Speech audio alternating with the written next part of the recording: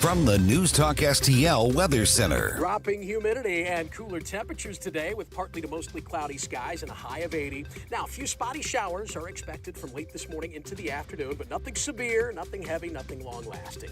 Down to 62 overnight tonight with clearing skies. Then Friday looks nice, mostly sunny, low humidity, seasonably warm, up to 84 for Juneteenth. Right now, a quick glimpse at the weekend. Saturday looking mainly dry, but Father's Day continues to look wet. From the First Alert 4 Weather Center, I'm meteorologist Matt Chambers.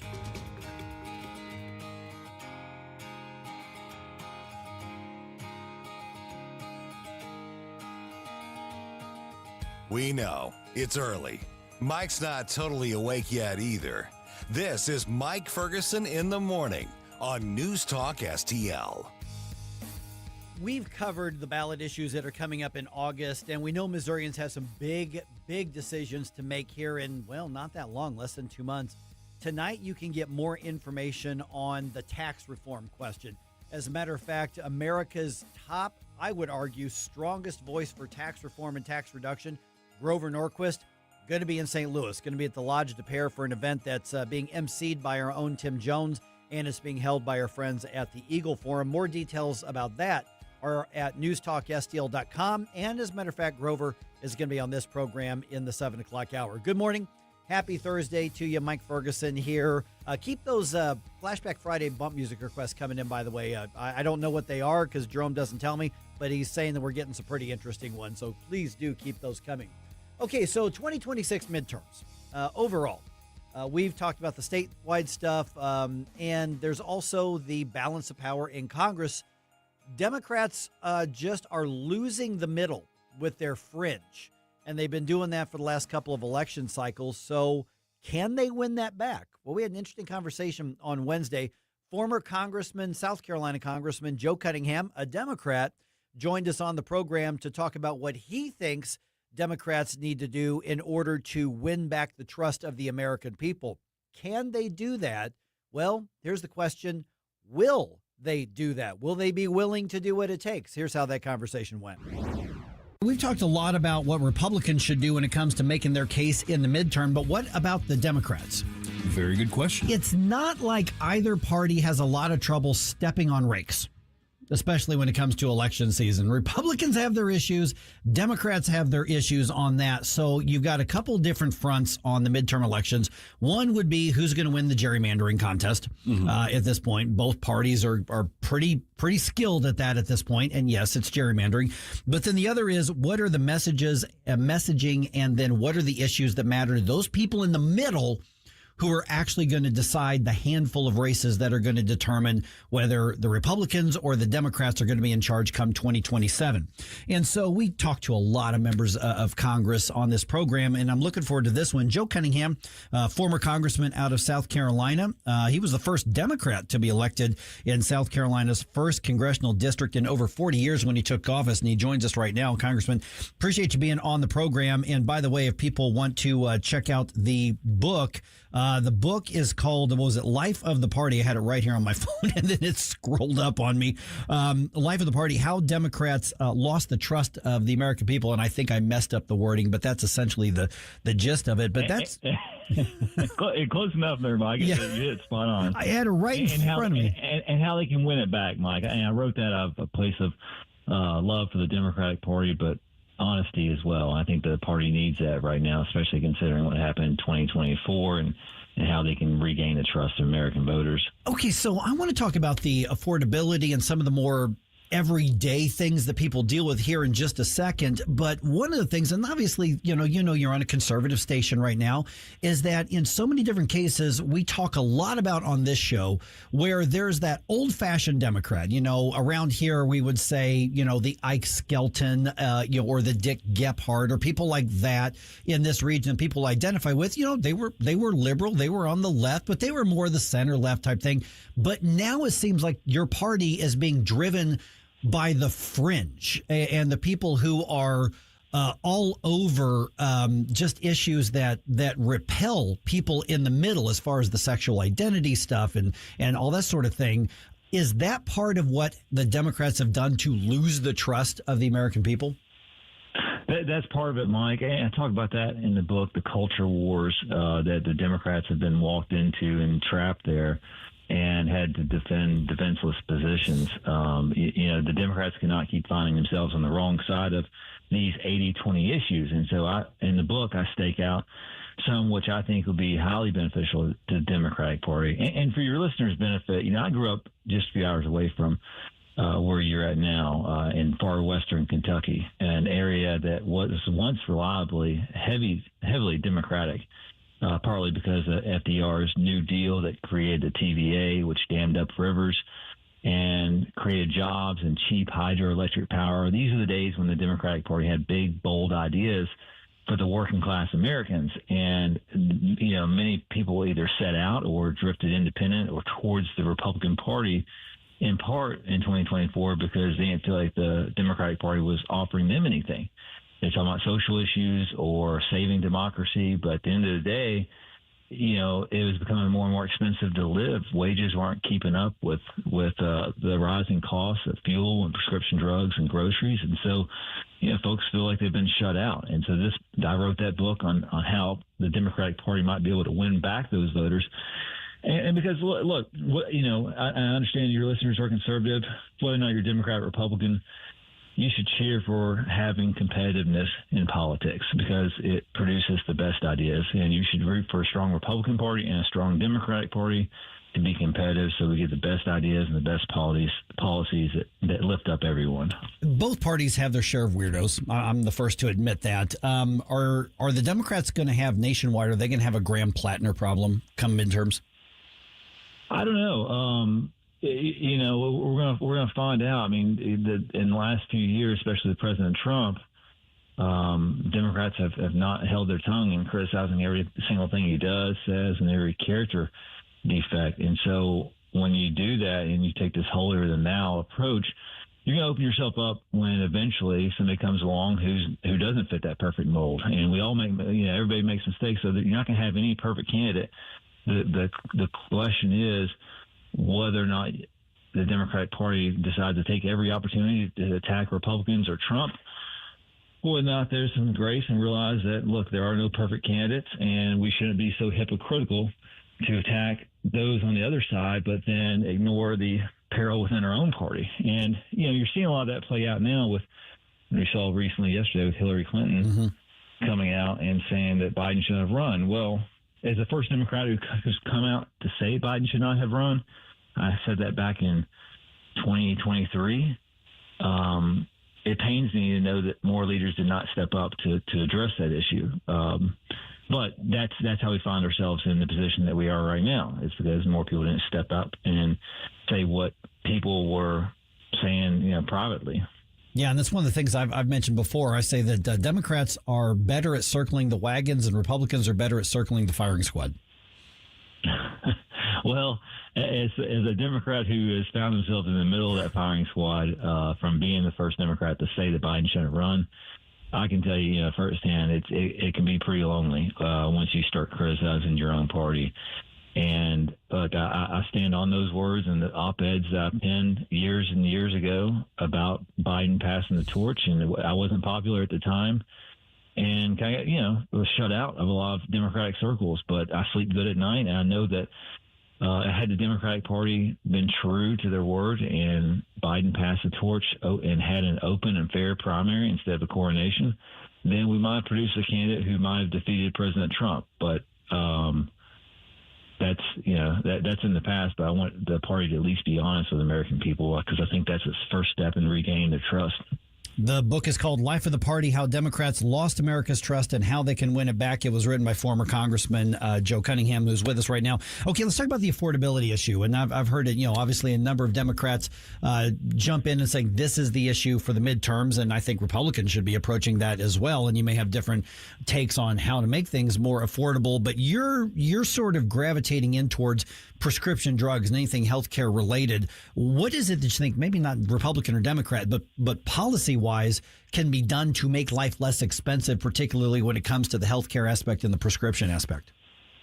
Well, first of all, affordability is the issue. Healthcare is a cornerstone of that. Our healthcare system, Mike, is a mess, and we don't have the time to go into every single nook and cranny today. But it's just a mess. Anybody who's encountered it understands how expensive and how much of a mess it is.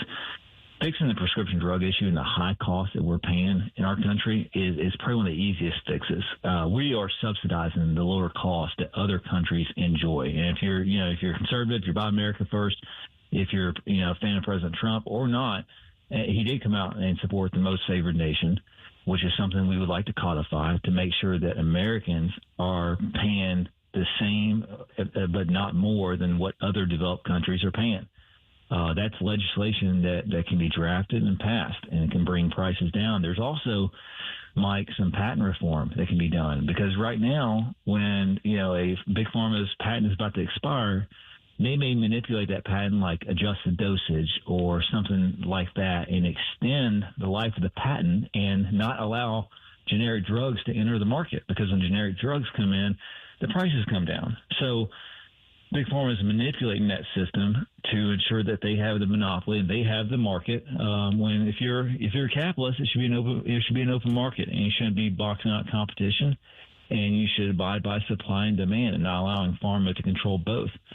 So those are just a couple examples of things that can change, and both of those enjoy bipartisan support. I mean, we got polling, and I'm specifically talking about Democrats, but about over 3/4 of Democrats saying drug prices got more expensive. 83% of Democrats say making prescription drugs more affordable is extremely or very important. So that's a key takeaway as it relates to polling and how voters feel. Congressman, what's the right balance, at least from a policy perspective? And I know we're getting a little wonky here, but to allowing those generics to come in, but still also not disincentivizing the big pharma companies from doing the research and the development. I mean, it's been said that, the second pill that comes off the line cost, $1, but the first one may have cost $50 billion. So how do you strike that balance to keep the medicines affordable, including with the generics, but also not taking out that R&D that these companies, and I don't think they're the good guys, don't get me wrong, but they do some good things with their R&D. How do we strike that balance? Well, look, I'm a capitalist. I want people to make money. I want people to turn a profit just as much as the other guy. Where I have a problem with is where you have Americans either not filling their prescriptions or breaking pills in half. I mean, 1 out of 5 people don't fill the prescriptions. 1 out of 7 break pills in half to make it through the month. Big pharma, of course, they need money to do R&D, but we also see from turning on our TV how much money they pump into advertising and marketing. And we also know by looking at their profit margin how it's traditionally way higher than others on the S&P 500. So I don't subscribe that they need all this for R&D, or that they use all of it for R&D, because the facts suggest otherwise. I do think there's some small changes that could be made to the patent process, or look, at least just don't have Americans subsidize the lower costs that other countries enjoy. I mean, why should Canadians be getting these pills cheaper, and then Americans are paying higher prices for it? It just doesn't make sense if these are American companies and their pills and their prescriptions are crafted by the ingenuity and the innovation of Americans in our country, then we should be reaping some more of the benefits of it. All right, former Congressman Joe Cunningham, I just got a minute or so left here. Let me get to the last part of the title of your book, How Democrats Can Win It Back After Losing the Trust of America. And I think it's interesting that you focused on how Democrats lost America's trust. How can they win the trust back? I don't know that that's something you do necessarily in just one election cycle, but what do you think your party should be doing to win some of that back this time around? It's going to take a bit of time. It's going to take, speaking authentically and genuinely to Americans, not speaking at them, not speaking down to them. We can't disparage people because of who they voted for. There's a lot of good people who voted for Trump, and the Democratic Party needs to acknowledge that. They need to acknowledge that we're all Americans and that we generally all want the same thing. Our country would be better and stronger and safer. And again, people can pick up that book on Amazon or lifeofthepartybook.com, but it's going to take, as you mentioned, it's going to take a bit of time. I don't think 2026 should be the tell-all, because the Democratic Party is going to have the wind at their backs. The real test is going to come in 2028, and whether or not people have a better approval of the Democratic Party. It's going to take more authentic candidates stepping up, speaking plainly, but also being honest about what happened in 2024 leading up to it. All right, former Congressman Joe Cunningham, appreciate the time here. I'd love to have you back on the program if you're up to that, even though you're dealing with a conservative show here. I'd love to, and I appreciate you giving me the opportunity. All right, 314-912-1019. Don't forget, Grover Norquist from Americans for Tax Reform is going to be in St. Louis tonight at the Lodge de Pere. Details are at NewsTalkSTL.com if you want to attend that and learn more about the question that Missourians will be deciding in August when it comes to how we fund the government and how we tax and what that means to the growth and opportunity around the state. Once again, that's at NewsTalkSTL.com.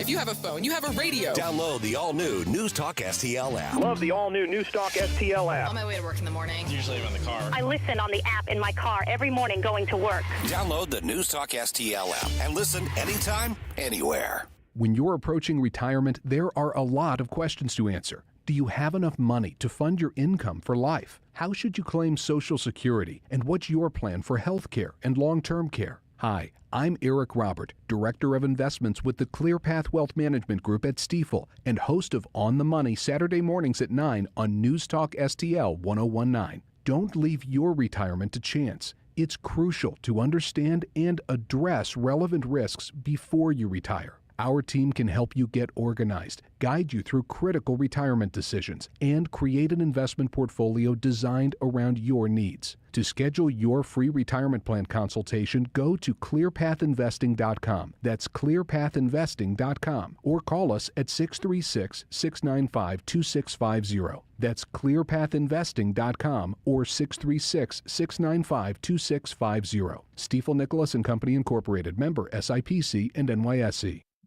Dr. Michael Lewis, West Point grad, physician, and retired Army colonel, is considered the world's leading expert on the use of omega-3s in brain health.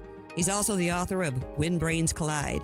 Dr. Lewis, a lot of people take fish oil supplements, but how do you know they're working if you're not testing? Elizabeth, I've come across the biggest breakthrough in my 30-plus years of medicine.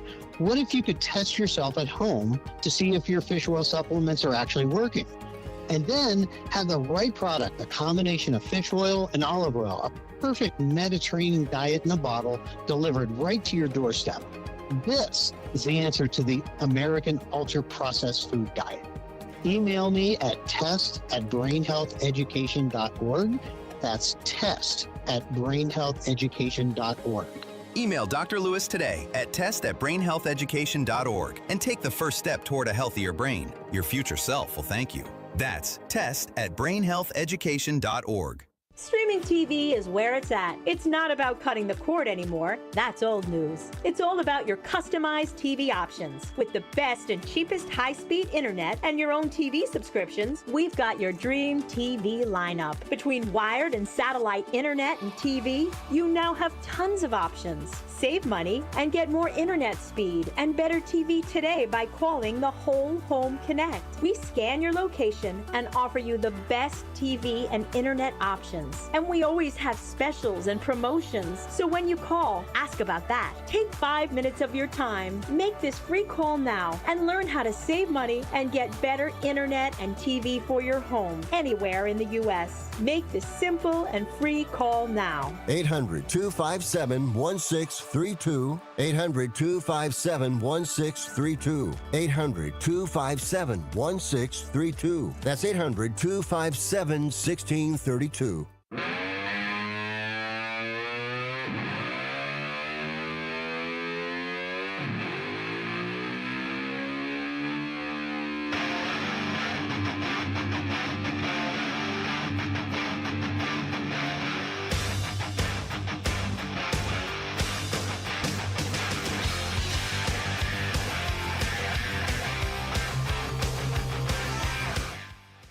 Get up, St. Louis. It's Mike Ferguson in the morning.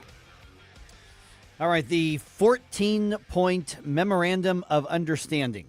Okay, this is the foundation of the deal with Iran. Now, it's not the final deal, but it's the foundation, and it's basically the working copy of what they're hoping to sign into place later this week. Well, that's been announced by the White House. So yesterday we spent a lot of time saying, listen, don't jump out ahead of ourselves. We're hearing all kinds of reports, and we don't know what's in it, what's not. The president's calling stuff fake news and all that kind of thing. Well, now we have it from the White House. So now we have something to work with. Yeah. So we have a little bit more of an understanding ourselves of right. what might be going on behind the scenes. So on the Rumble chat box, at least, I just posted a link to a news story that just copied and pasted the 14 points. So at 6:05, let's start digging into it. Yeah, I know it's a little wonky, but this is a big deal, and I'll get to a couple of the points here in just a second, but there's a lot of people raising a lot of questions about it. There are some things that when I was skimming through kind of caught my eye that I would like somebody more knowledgeable to be able to better help me understand what I'm looking at so I don't get too worked up about it. Yeah, so I can tell you at first glance, I think you're going to be thrilled with this if you're Iran. Oh, that's what all over X this morning. It's nothing but basically people declaring Iran the victor in this. Yeah, so I don't know if I go that far, but it's a fair question. All right, 5:54 right now. Real quick, okay, where you all are? Did you get a big storm last night? I got warnings of a big storm. Yeah, I mean, because we were had every forecaster in town talking about possible tornadic activity and hail, and I guess I know there were some parts of the area where there were some power outages. I didn't get anything where I was. I mean, it rained, I'm sure. Nothing woke me up, and my patio furniture is really super lightweight. Nothing was moved an inch. So I just must have been in one of those areas where it just missed. But was it another dud that we were told to brace for and didn't happen? I mean, it's like 2 weeks in a row or one. Yeah, well, because last weekend we were supposed to get hit with a great big storm and nothing really happened there either. Yeah, the wind did take down a big branch, landed on one of my neighbor's vehicles. Oh, man. That's unfortunate.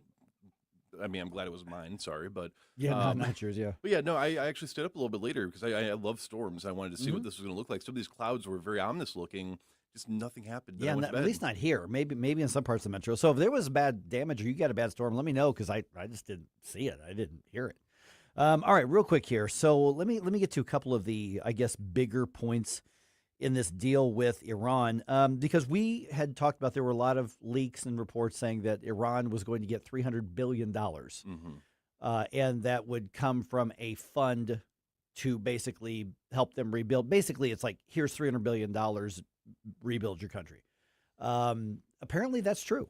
The White House says that, yes, the U.S. will lead a partnership to provide Iran with at least $300 billion U.S. dollars. Now, that's in addition to another $100 billion of Iranian assets that had been frozen over the years. So Iran's going to get $300 to $400 billion if this is approved. Okay, good deal, bad deal. Let's dig into it a little more here right around 6:05.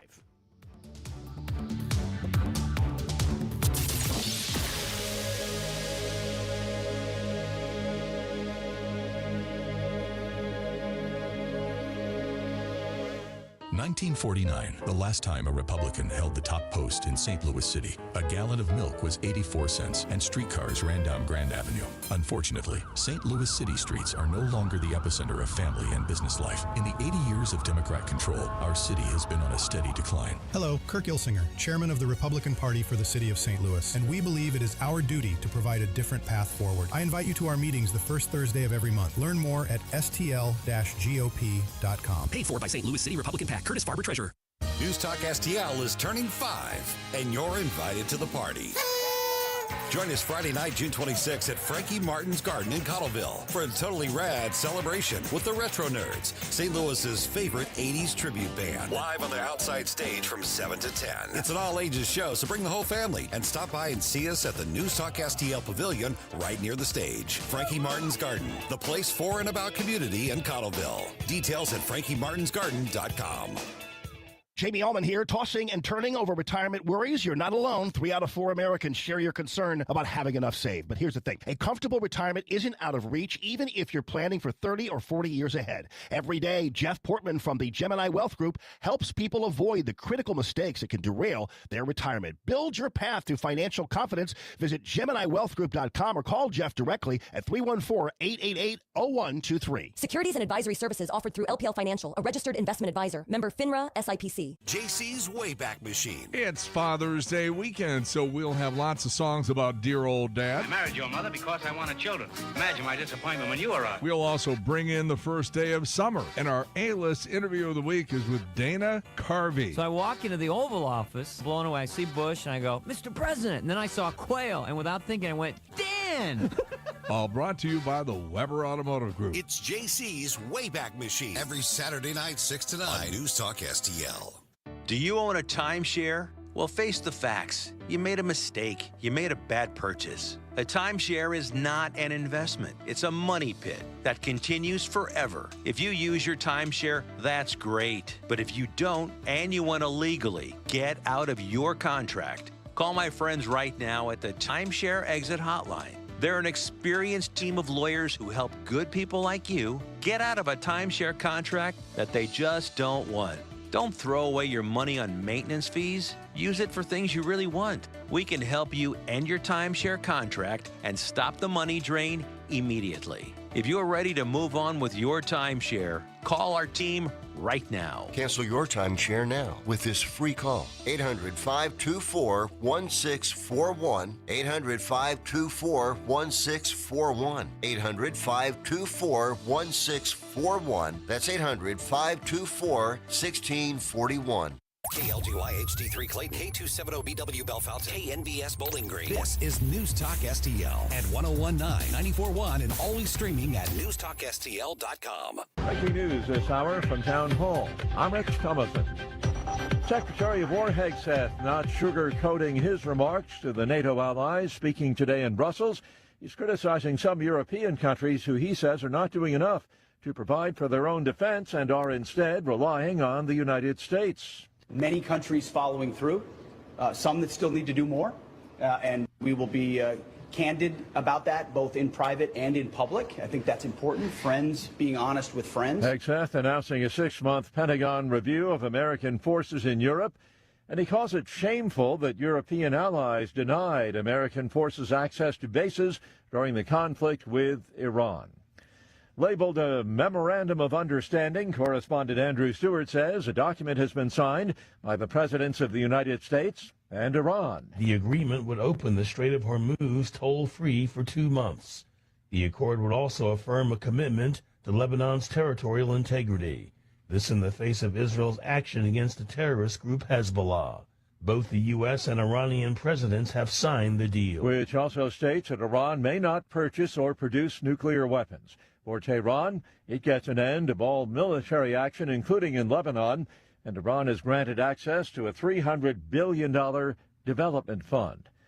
As Russia launches more overnight attacks on Ukraine, Ukraine strikes back, hitting a Moscow oil refinery with drones, attacking that refinery for the second time in a week.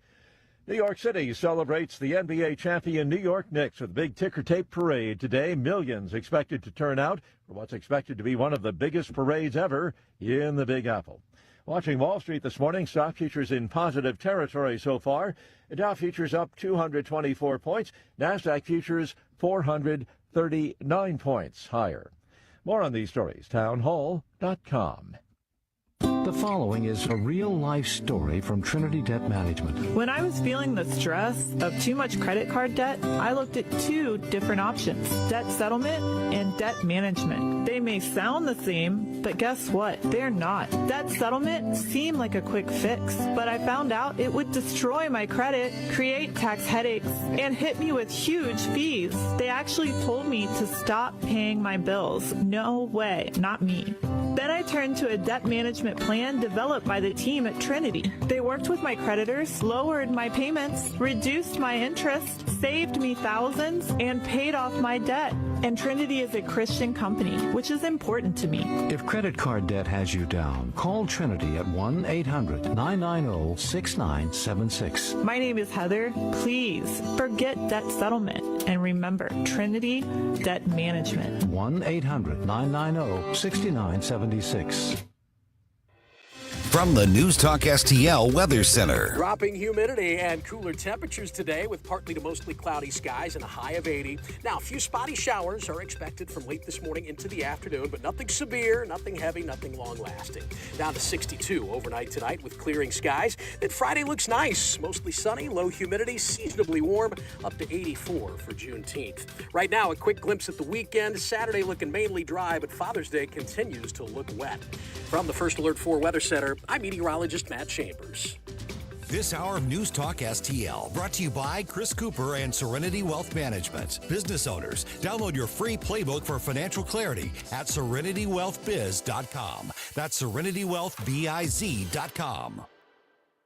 This year, America turns 250, and News Talk STL is celebrating our nation's semi-quincentennial all year long. News Talk STL, #1 for live and local Soros-free talk, with proud supporters of our 250th birthday celebration. Di Gregorio's Italian Market, AAA Motor Speedway, and American Family Insurance. 250 years strong, and we're just getting started. 101.9 and 94.1 News Talk STL. This is Kurt Barr, Director of Elections for St. Charles County, reminding you that your vote counts. In a Missouri primary election, one of the first things you'll do is choose which party's ballot you want. You can request the Democratic, Libertarian, or Republican ballot, or, if you prefer, a nonpartisan issue-only ballot without any candidates. You do not have to be registered to a party to select their ballot, but you can only vote in one party's election in August. For election information, visit sccmo.org/elections. On the next Larry Connors USA. The story behind the story. The first American woman in space, Sally Ride. Larry Connors USA. Now weeknights 6 until 8 on News Talk STL. Mike Ferguson. Are you being intentionally dense? Huh? Susie Moore. Have you ever been mistaken for a man? No. Have you? Get up, St. Louis. We're a different kind of clown show. Mike Ferguson in the morning on News Talk STL. Okay, we now have the details of the Memorandum of Understanding between the U.S. and Iran. Okay, now remember, this is not the final agreement, but this is basically the working copy. I think that's a fair way to say it. Yeah. So the two sides have said, this is what we're going to base the eventual deal on. Mm-hmm. We agree on these essentially points and goals here.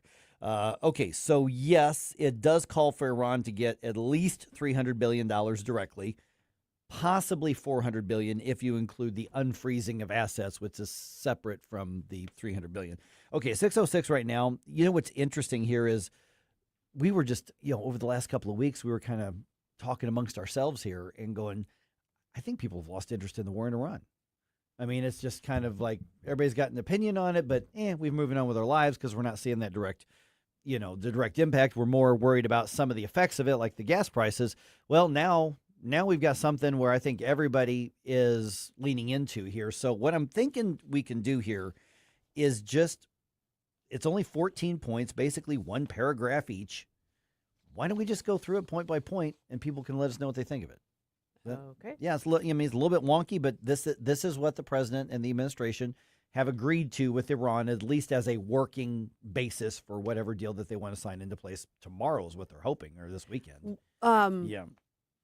He signed it last night. He signed the MoU. The MoU. Yeah, no, the agreement they're talking about would be 60 days from now. Okay. There's nothing more. So what was going to be signed tomorrow was supposed to be this, but then he signed it while he was there in Versailles. Yeah. Okay. All right. So here's what's in the deal. This is released from the White House here. Okay. So what we've got here, point number 1, the United States of America and the Islamic Republic of Iran and their allies in the current war, by signing this MoU, Memorandum of Understanding, declare the immediate and permanent termination of military operations on all fronts, including in Lebanon, and undertake from now on not to initiate any war or any military operation against each other, and to refrain from the threat or use of force against each other, and ensuring the territorial integrity and sovereignty of Lebanon. The final deal will confirm the permanent termination of the war on all fronts, including in Lebanon, and other provisions of this paragraph. So the basic, we're going to stop fighting. The only thing on there says U.S. and Iran and their allies. Well, the allies would need to sign on to be bound by anything like this.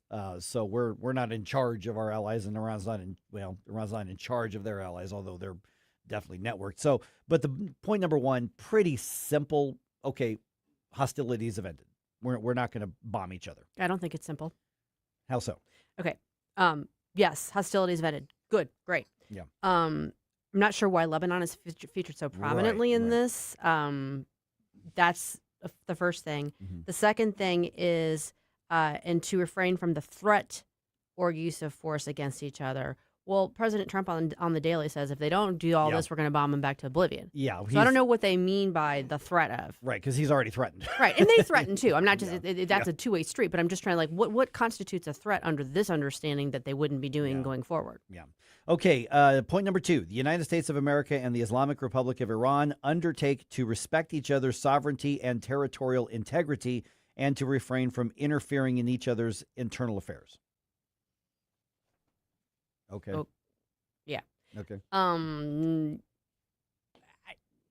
know what to... I don't really know what to make of that I don't because, for the most part, as much as Iran has been a problem for almost 50 years, and certainly has been, interfered in a lot of ways, like the territorial integrity of the U.S. hasn't really been threatened by Iran. Now, obviously, we took it to them. But so I'm trying to figure out I don't really know what. Yeah. I mean, yes, you should respect the sovereignty and territorial integrity of your other countries. Right. I don't really know what else to make of that. Yeah. Number three, the United States of America and the Islamic Republic of Iran commit to negotiating and achieving the final deal in the maximum of 60 days, extendable with mutual consent. So the timeline. Mm-hmm. Yeah.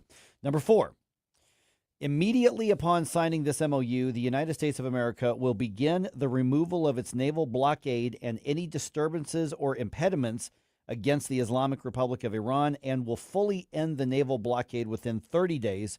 During this period, the traffic of vessels will be in proportion to the numbers of pre-war traffic being restored by the Islamic Republic of Iran. The United States of America further undertakes to remove its forces from the proximity of the Islamic Republic of Iran within 30 days after the final deal.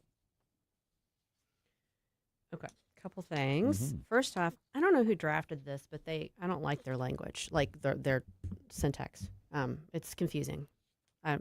My legal brain is like, this is a weird way of saying things. There's a lot of run-ons there. There's a lot of run-ons and some weird kind of nebulous things. And I don't like the vagueness when you're talking about something that's important. This doesn't sound like, it sounds like we're doing everything and getting out of the way immediately, and they're going to try to do some stuff. So this sounds like, okay, I mean, obviously we would like there to be a point where we're no longer engaged in a blockade, sure, but what exactly are we getting out of this? Yeah, I mean, it's a little bit of everybody back to their corners, but it's more complex than that. Yeah. Number five.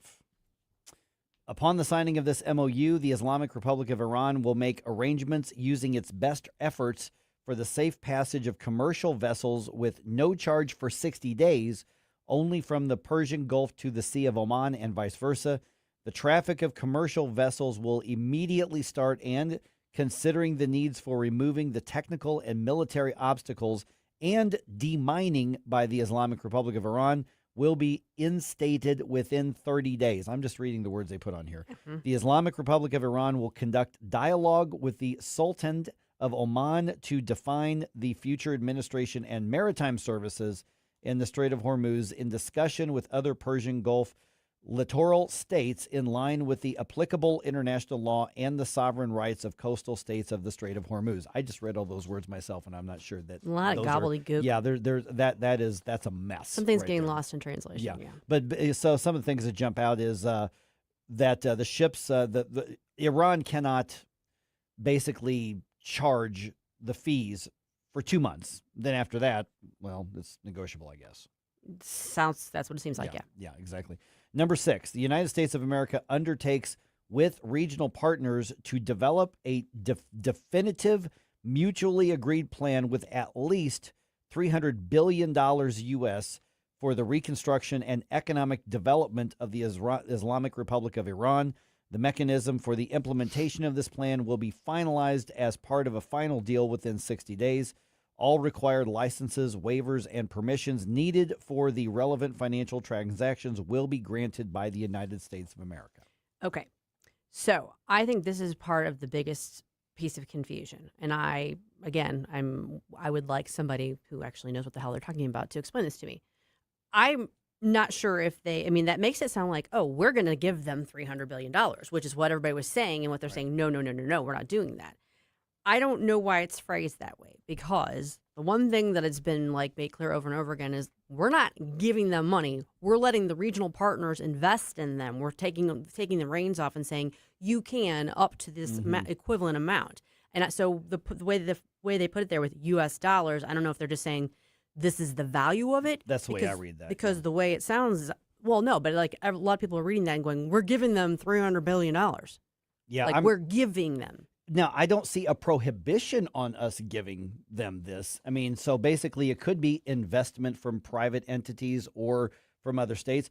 There's nothing that says the United States will not just allocate it, but there's nothing that says that the U.S. will just allocate it. It's saying that we're going to come up with a plan. One way or the other, Iran is going to get the equivalent or the value of at least $300 billion from somebody.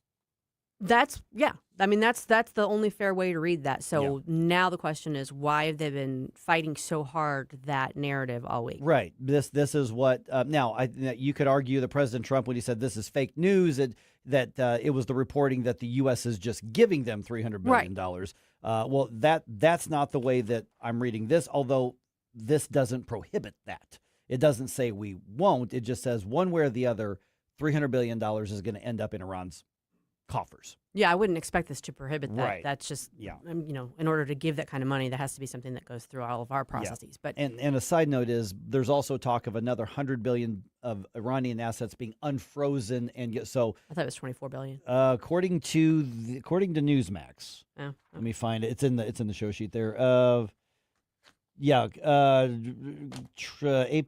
Trump confirms plan to unfreeze Iran funds may yield $100 billion for the regime. And so you could be up to $400 billion. So we're looking between $300 and $400 billion, with $300 being aid for reconstruction and another $100 billion, which were, I guess, Iranian assets that have been frozen. Right. So those are two separate things. Right. So $1 billion, pallets of cash, bad. $400 billion equivalent, great. Just We're fine. getting nothing. Obviously, there's a problem there. Right. So something's getting lost in translation. Well, or the deal isn't what we thought it was, and it's right. But why would you even make this deal? Right. Literally, what is the value of this deal if there's not something missing from it? Yeah, precisely. Now here's, because I know we're coming up against the information segment here. Let me just read number 7 here. United States of America undertakes to terminate all types of sanctions against the Islamic Republic of Iran, including the United Nations Security Council resolutions, the IAEA Board of Governors resolutions, and all unilateral U.S. sanctions, primary and secondary, in an agreed-upon schedule as part of the final deal. The Islamic Republic of Iran and the United States of America acknowledge the critical importance of the sanctions termination issue above the sanctions termination issue above mentioned, and express their intentions to immediately address these issues in the negotiations in order to achieve mutual agreement on them. And then number 8 is Iran reaffirms that it will not procure or develop nuclear weapons. But number 7 means that number 7 says all sanctions on Iran are going to be wiped off after. I mean, or at the same time, they're getting at least $300 billion. So, I mean, I'm treading lightly because it's a conservative station here, but this, I mean, if you're Iran, you've got to be thrilled with this deal. Yeah, I don't really see what we did here. I don't. If this is winning, it's expensive. Beyond that. Yeah. Yeah, that's a problem. You got some thoughts on this? Let us know. Send us a note here. I mean, maybe we're missing something. That's here. what I'm hoping that I'm missing something. Maybe we're missing something massive, but let me know what you think, because I'm looking at this thinking I'm just going to call balls and strikes on it, and I don't see how this is a win for us. No, me neither. But what is a win today is that there's a big event today. Yes. You want to join Tim Jones and Missouri Eagle Forum for the Scrap the Tax event. It's at the DePere Lodge. He's hosting. It's all the ins and outs of the potential changes to the Missouri income tax system. His special guest is, of course, Grover Norquist, founder of Americans for Tax Reform, who will talk about Missouri achieving smart tax policy. State Representative Bishop Davidson and Representative Ben Keithley will also talk about Amendment 5. Scrap the Tax, Thursday today, June 18th, 5 to 7 p.m. at the DePere Lodge. For more information, go to eagleforum.org/events. Man, I wish I could talk to Grover sometime. Something tells me that you will. Oh, 7:35. Grover how about Norquist that? is going to be here. Imagine that. Box, you look for some answers, for false impressions. Well, baby, they will last forever. Stop right now. Mike Ferguson in the morning. Our country was founded by geniuses, but it's being run by idiots. On News Talk STL. You know, sometimes you just want to get away from it all, and that could mean, boy, that hunting trip. Listen, hunters, outdoorsmen, outdoors women, you know what I'm talking about. And you don't wait until the hunting season starts to start getting ready. You do it now. Let me tell you, especially if you are looking for waterfowl. It doesn't matter what you're hunting. You got to talk to my friends at WhistlePig. Mike Ferguson here for WhistlePig Outdoors in Troy. WhistlepigOutdoors.com. That's the website, but I am telling you, go visit Jason and Cole, the father and son team that run this fantastic local business. People come from over 100 miles around just to get their gear and get their ammo at WhistlePig Outdoors. Find out why. And by the way, Troy's a cool town. Check it out while you're there.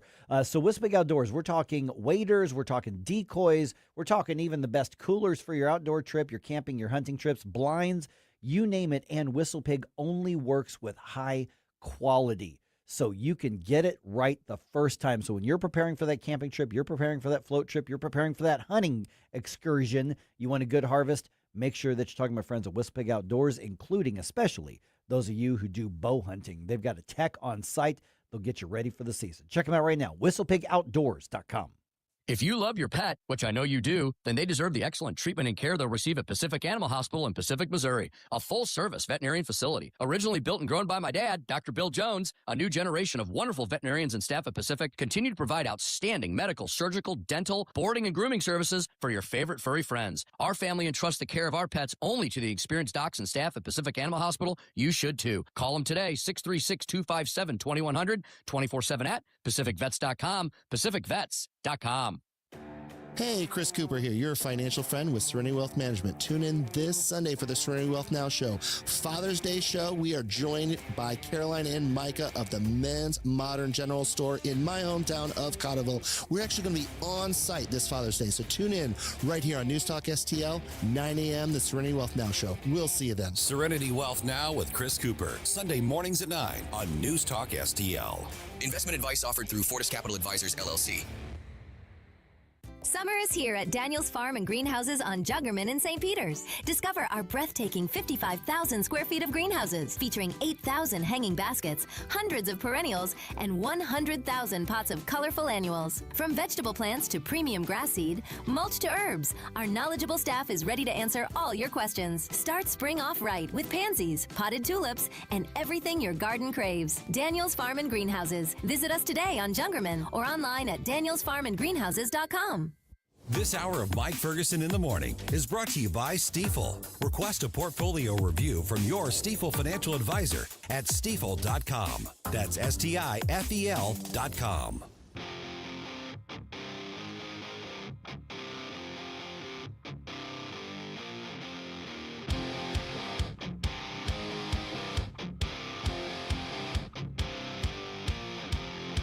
The secret side of me, I never let you see. I keep it caged, but I can't control it. Let's get back to all this madcap mayhem with Mike Ferguson in the morning. But don't forget, stick around for Jones and Arps every Monday through Friday, 4 to 6 p.m. You know, side note, I didn't know you were going to play a Skillet just then. This song, Monster, I saw on social media. I saw it this morning, but I think they posted it a day or two, the band Skillet.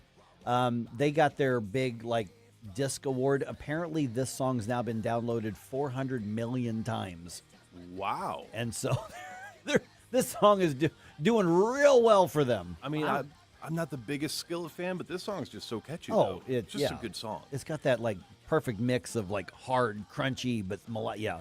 So yeah, and the funny part is this is a Christian band that in no way apologizes for being a Christian band, and they're still just massive. Well, good music is good Yeah, music. it's good. Yeah, it's true. Yeah, good music is good music here. Good point. Yep. Okay. You just mentioned Grover being in town, so we're going to talk to Grover Norquist at 7:35. I was, obviously, we're always communicating with our, allies in the conservative movement here in the free markets and all that, and it's been really, I think, catching a lot of conservatives off guard. Just how hard it has been to sell to some Missourians, get rid of the income tax, and reduce that tax. And so I think that when we get into obviously the statewide issue, the statewide vote on this, it's been almost an uphill battle, because the reality is a lot of Republicans got elected on a platform of we want to get rid of the income tax. Well, now it's on the ballot, and now there's a lot of confusion over it, and now there's a lot of pushback against it, and there are even a lot of Republicans who are saying, no, we're not on board with this. Keep the income tax. It's important to preserve that sort of revenue for the state as opposed to replacing it with something else. So I think a lot of conservatives have been, to some degree, caught a little off guard on the level of pushback, and they knew it was going to be a tough fight, because any massive change is. But this is I think showing that you can't just say, well, it's a red state, we're definitely going to cut taxes. We may not. Well, okay. There's a couple things there. Yeah. Getting rid of the income tax isn't the exact same thing as cutting taxes, because if you're just changing up how taxes are generated and or not collected, but how they're generated, you're not cutting taxes, you're reformatting them. Yeah, it's a massive change. Right. It's a big change, and people are leery of change. And people are especially leery of change when they don't understand exactly how it's going to work and how it is going to work to their benefit. Yeah, there's always that, like, what's the other shoe? Yeah, that's the key is it's and that I think may be the point of the hard sell, is because it's not a simple thing. It's not, we're at 4.7% right now or whatever it is, and we're going to make it 4.5%. And then when the government first folks throw a fit, you're like, that's a pretty easy sell to go, no, I'm keeping a little bit of my money. In this case right here, you've got, we're going to step this down over the course of, X number of years, 5 years, but only if the revenues from the other things are at the levels to replace it. So, those are saying, all the schools are going to be bankrupt. There's going to be no police or roads, and that's all nonsense. I mean, it's just nonsense. But the massive change is something I think is very wonky, very in the weeds, like economists and public policy folks and think tank folks. You get 10 of them in a room, you're going to get 11 different opinions, from the 10 people. And so I think it's been really confusing, even though the bottom line is that you can control your spending on purchasing things. Correct. The income tax is just the income tax. Right. If you've got to pay it, then you got to automatically pay it. skimming out of your check. It's just taken. The government gets its cut first. And so, this has been something that we've been in the works for a long time. And, some of the town halls that are happening, a lot of different groups are doing some of these, and they're running into a tremendous amount of resistance. Now, some of it is just, organized opposition that are showing up to question them, but I want the opposition there. I mean, when we did our town hall, I said, listen, if you disagree with this, please come with your hardest questions. And we asked a lot of those. But I think that there's some conservatives who thought, red state, get rid of the income tax. Boy, we just have to just tell people it's on the ballot. No. There's a lot of pushback, huge amount of pushback on this. You're talking about a major structural change, and people understandably want to know, they want to understand, okay, how is this working to our benefit? Everybody in theory likes the idea of lower taxes, less taxes, but there's this confusion that's, I don't know how you bust through that, because this is something that is complex, but you've got to get the messaging in there, like, very, like, directly and succinctly. Yes. Confusion is easy to sow. It is easy to sow. I've said before on the air, and I was talking to Dennis Ganal from MoU Tax Relief now, and he's one of the chief proponents. He's one of those who helped make this happen. I told him, I said, Dennis, if I were the opposition, I would never try to debate you point by point by point by point. I would never try to meet you with facts. What I would try to do is scare and confuse people and say, well, what if? But this could, this might, maybe. That's what I would do if I were and that's precisely what the other side's doing right now. It's just like if you're the criminal defense. Yeah. All you got to do is create some reasonable doubt. Yeah. Yeah. That's you don't have to prove you're innocent. You just have to prove, throw something out there. Make sure they can't prove you're guilty. Exactly. Yeah.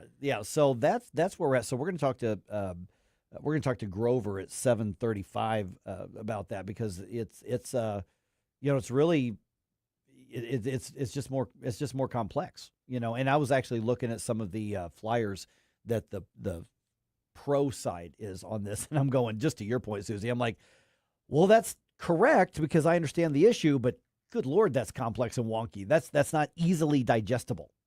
Yeah, that's one of the problems. It is. Yeah.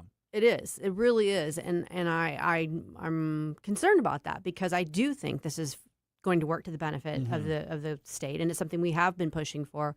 But I want to be able to, if like my buddy comes up to me and says, what are we doing here? Why is this beneficial? I should be able to say that in 3 sentences or less, I should be able to explain it. Yep. Yes, 100%. All right. Real quick here, because I know we're going to do an information segment here. They figured out, they confirmed what caused the sinkhole. Mm-hmm. It's not the hellmouth? No, it was not. No, the devil didn't need a drink of water. But there is some good news, is that it was a massive water main failure. And you may say, well, what's good news about that? Well, as opposed to it being a natural sinkhole where the water was just saturated 10, 20, 30, 40, 50 feet, that would have been an immensely dangerous situation. Mm-hmm. But the geological folks said, no, it was actually just the water main that did that. Everything underneath that is the way it should be. Okay. So now they have a foundation they can rebuild and fix things. So that's actually the good news for the downtown sinkhole right there. The bad news is obviously it's a massive water main failure. They got to rebuild all that. Mm-hmm. But of all the bad options as to what it could have been, that's the least bad option. Sometimes you got to take what you can get, right? Yep. What I'm hoping to get from all of you, though, is your favorite 80s themed bump music requests for tomorrow, which would be Flashback Friday. I want the songs that remind you of a loved one. When you hear the song from the 80s, it reminds you of somebody. It could be good, maybe bad, who knows? But I just want to know what people are listening to out there. So send them to me, Jerome at NewsTalkSTL.com, and let me know what time you listen so you can hear your request.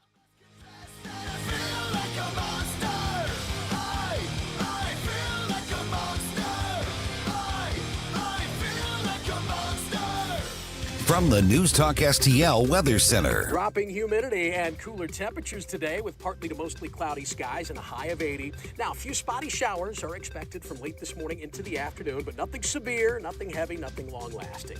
Down to 62 overnight tonight with clearing skies. Then Friday looks nice, mostly sunny, low humidity, seasonably warm, up to 84 for Juneteenth. Right now, a quick glimpse at the weekend. Saturday looking mainly dry, but Father's Day continues to look wet. From the First Alert 4 Weather Center, I'm meteorologist Matt Chambers. This spring into savings with Johnson Heating and Cooling. Rebates up to $600 off a complete HVAC system. And here's the deal. Purchase a complete system and get a free humidifier. Plus, financing available up to 0% for 60 months. Don't miss out. These offers expire June 30th. Visit johnson-heatingandcooling.com. That's johnson-heatingandcooling.com. Johnson Heating and Cooling. Your comfort, our priority. This is a special alert to all Americans who own a vehicle with less than 200,000 miles with an auto warranty about to expire or with no warranty coverage at all. Due to a decline in the economy, CarShield is announcing a low-cost month-to-month vehicle protection plan that is now available to the public to save any driver out-of-pocket expenses on future auto repairs. Call now to find out how you can pay almost nothing for covered auto repairs. Yes, you heard that correctly. Pay almost nothing for covered auto repairs. An open phone line has been established for all drivers to call for a free quick quote. Call 800-478-6430 now. Drivers who are covered will not have to pay for covered repairs again. This protection plan is at an all-time low. Additionally, drivers who activate this vehicle protection today will also receive free roadside assistance, free towing, and car rental options at no additional cost. Call us for your free quick quote today. 800-478-6430. That's 800-478-6430. What do you have to lose? Call 800-478-6430. Again, 800-478-6430. 6430. Conservative talk for St. Louis. It's your patriotic right and duty. The government needs to step up and do its job. This is News Talk STL. It's well-balanced conversation. News, analysis, opinion.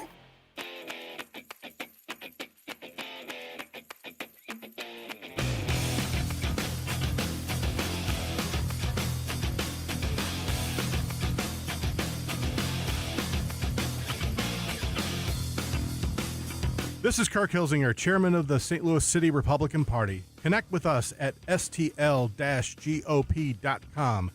Now it's back to Mike Ferguson in the morning on News Talk STL.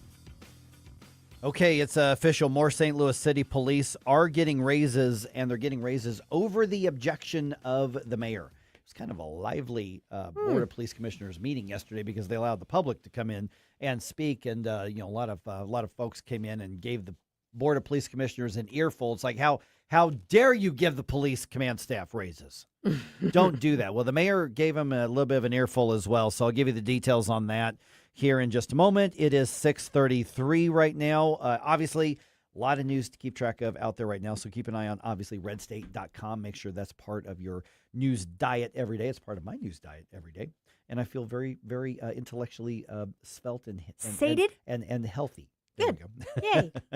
All right, so Susie, what should we check out first today on Red State? This is the Red State Rundown.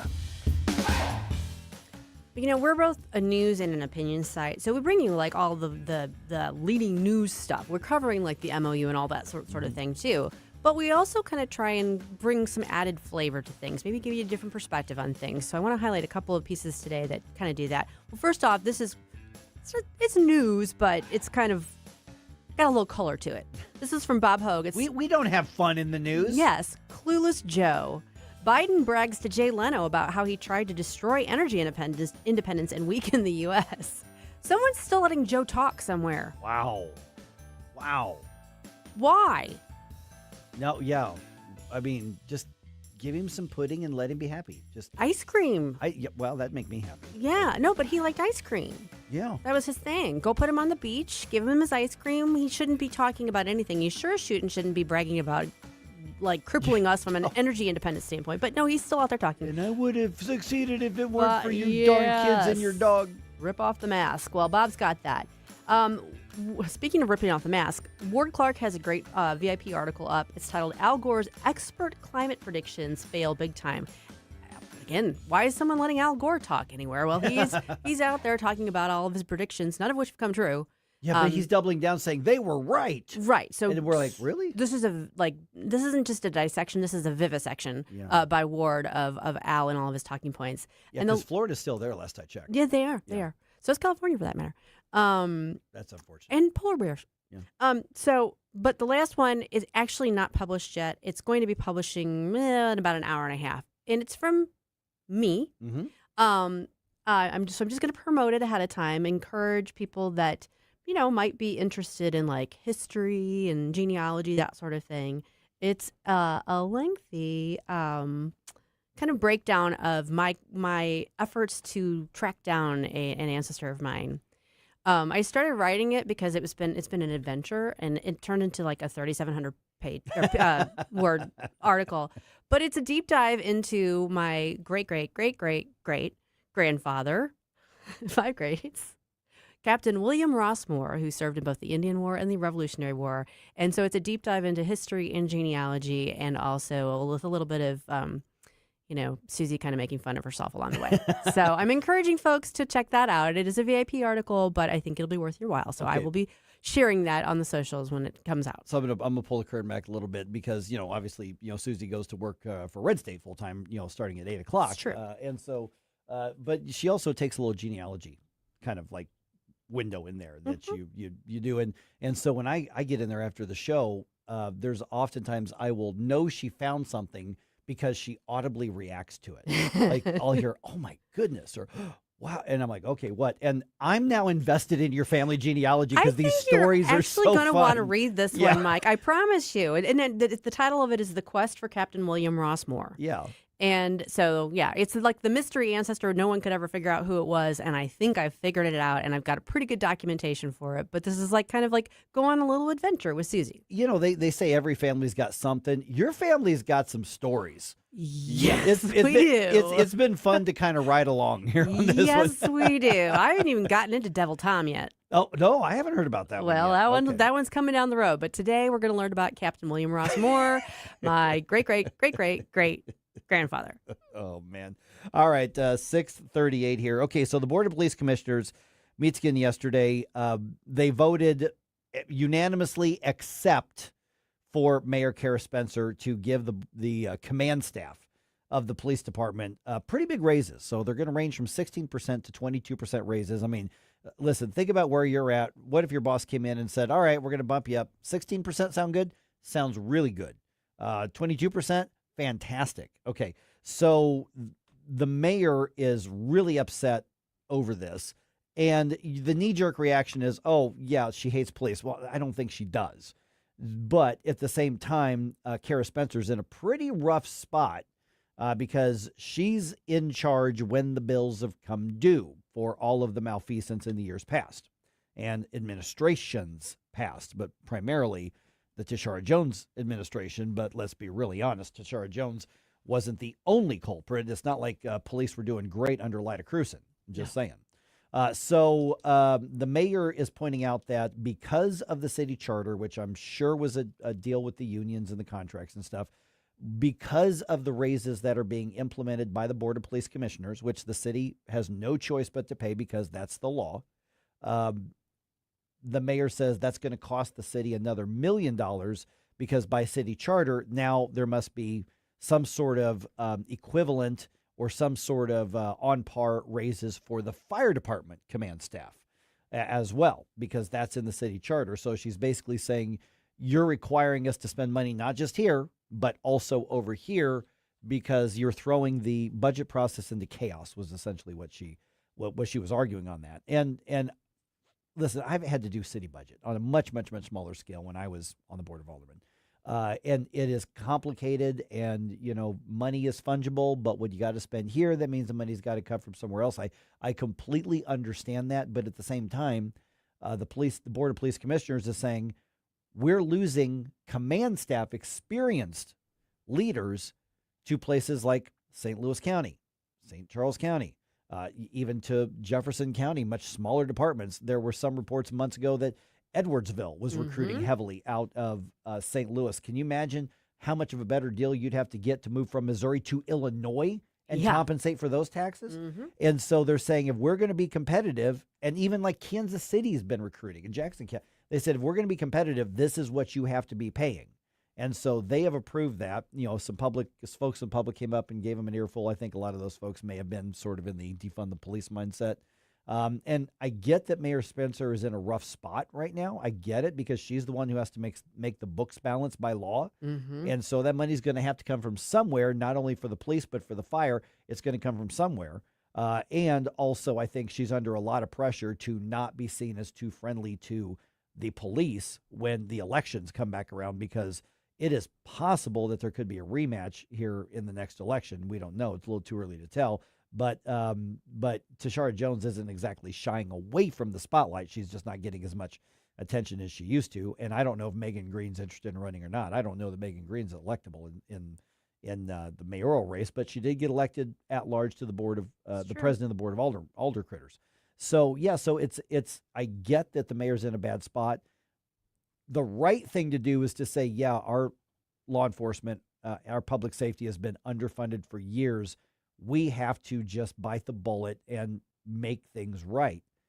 That's a really hard sell in a far left city. It definitely is. So, I mean, yeah, I mean, I think it's pretty easy to understand where everybody's coming from on this.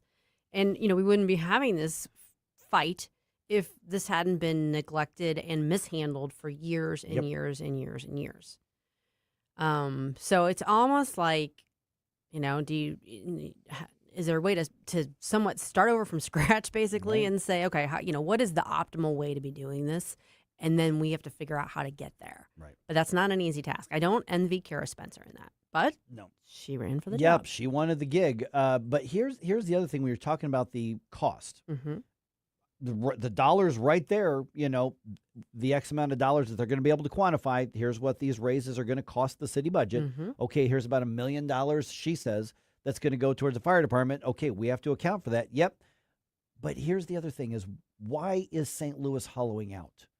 Why has business after business after business after business, homeowner after homeowner, why have people and businesses left the city to the tune of, some estimates are nearly 100 per day? Crime, quality of life. Crime, quality of life. Education. Than public schools. Mm-hmm. Yeah, that's so. But number one on all of these lists is crime and safety. Mm-hmm.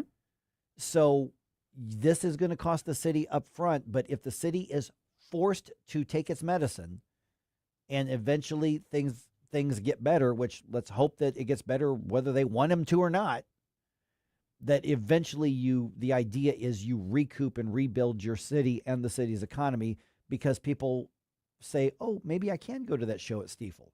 Maybe I will go to that Blues game. Maybe I will go to that Cardinals game on a Friday night. Maybe, and maybe I will go to that art exhibit. Hey, there's a restaurant downtown. Let's go there for dinner instead of let's do brunch and then get out. Yeah. Let's spend $80 instead of $30. And so eventually the whole point is, one, it's the right thing to do because it's one of the legitimate functions of government's law enforcement. But secondly, you're hollowing out because you decided not to spend this money for years. There's been a recurring theme, particularly in the run-up to the America 250 celebration and all that we're seeing about Washington, D.C. You're seeing it like on social media and everything, and its decline as a choice. Mm-hmm. And so that's usually said alongside with like a side-by-side of what the fountains and the statues used to look like, and now they've been cleaned up, or what the reflecting pool used to look like, and now it's been cleaned up. And that's not the only thing. I mean, obviously they're making changes in a lot of places, but it's primarily it's an aesthetic. Mm-hmm. But it drives home the point. Like, we've been living in decline and just come to accept it for so long that people don't realize it is a choice. Mm-hmm. You don't have to live like this. You don't have to cede your streets to criminals. You don't have to throw up your hands and say, well, you know what? We're just not going to be able to have nice things downtown. You don't have to live like that. And figuring out how not to when you've been doing it for a long time is not an easy thing at all. And it's an expensive thing. But it is still a choice. Mm-hmm. So, yeah, I'm hoping that we're making hard choices now that pay off in the future. Yeah. But again, I mean, that's a perfect example of it's going to be what you make of it. Yeah. And the state took part of that choice away from the city because the city was choosing that decline. Mm-hmm. Actively. That's true. Yeah. That's true. Well, I know how you choose not to decline. How? I know I already talked about it, but I want to reemphasize it since it is tonight. Tim Jones and Missouri Eagle Forum, Scrap the Tax event, DePere Lodge, 5 to 7 p.m. June 18th, that's today. Grover Norquist is the special guest. He's the founder of Americans for Tax Reform. He's going to talk all about how Missouri is achieving smart tax policy. There's going to be Representative Bishop Davidson, Representative Ben Keithley. They're going to be there to talk about Amendment 5. We want you there, so be sure to come out tonight to the DePere Lodge. If you want more information, eagleforum.org/events.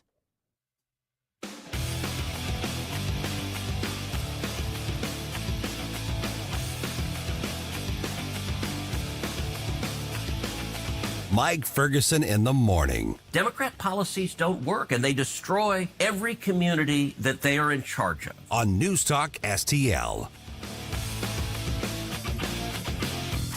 News, analysis, opinion. It almost seems common sense, but, alas, common sense isn't so common these days. NewsTalkSTL.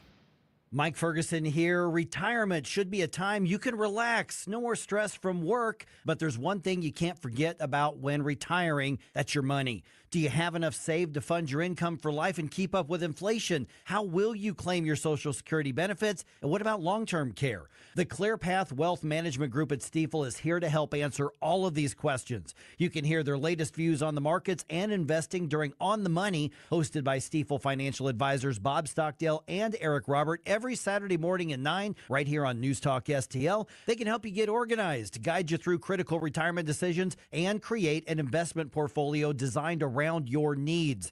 To schedule your free retirement plan consultation, go to clearpathinvesting.com. That's clearpathinvesting.com, or call 636-695-2650, 636-695-2650. Stifel Nicholas & Company Incorporated, member SIPC and NYSE. Psst. Want to hear the best kept secret in St. Louis? Staff's Pizza.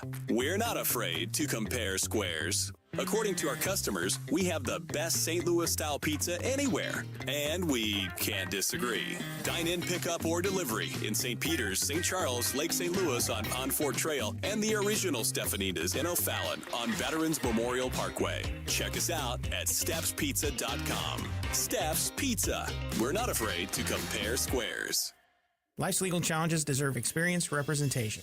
For over 15 years, Cole Combs Attorney at Law has been serving St. Charles and surrounding counties with comprehensive legal expertise. From tax preparation and estate planning to family law and criminal defense, Cole delivers personalized solutions for your unique situation. You have traffic tickets, need a business formation, real estate matters, one call will handle it all. Cole O. Combs Attorney at Law. Call 636-949-0010 extension 3 today, or visit colecombs-law.com.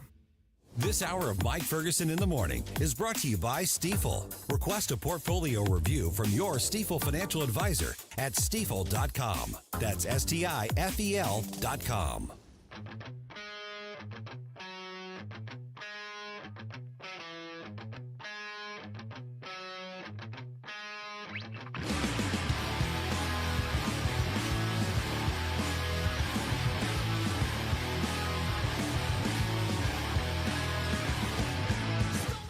Good morning, Missouri. It's your boy, Joe Pags. I'll talk to you tonight at 10. But right now, let's get back to Mike Ferguson in the morning. All right, we've got the details of the plan. Well, at least the details of the plan for a deal with Iran. Is this a good one? We are going to give you some basic details here in a second. 7:20, I want to dig into them a little more in depth because I'll be really honest. There are a lot of very fair questions and skepticism about this. I'm not seeing the big win for the United States here. I was really hoping to see a big win. Maybe I'm missing something. We talked about that a little bit earlier, but I'm not seeing it. I'm just reading directly from the text released by the White House. Mm-hmm. Yep. Also, we now know for sure what caused the downtown sinkhole, and the Cardinals start another road trip tonight. 6:50 right now. Let's go ahead and start with the news dump here. The Morning News Dump brought to you by the Nutrition Stop. Successful dump. Wake up, America. It all worked out. They got all the news.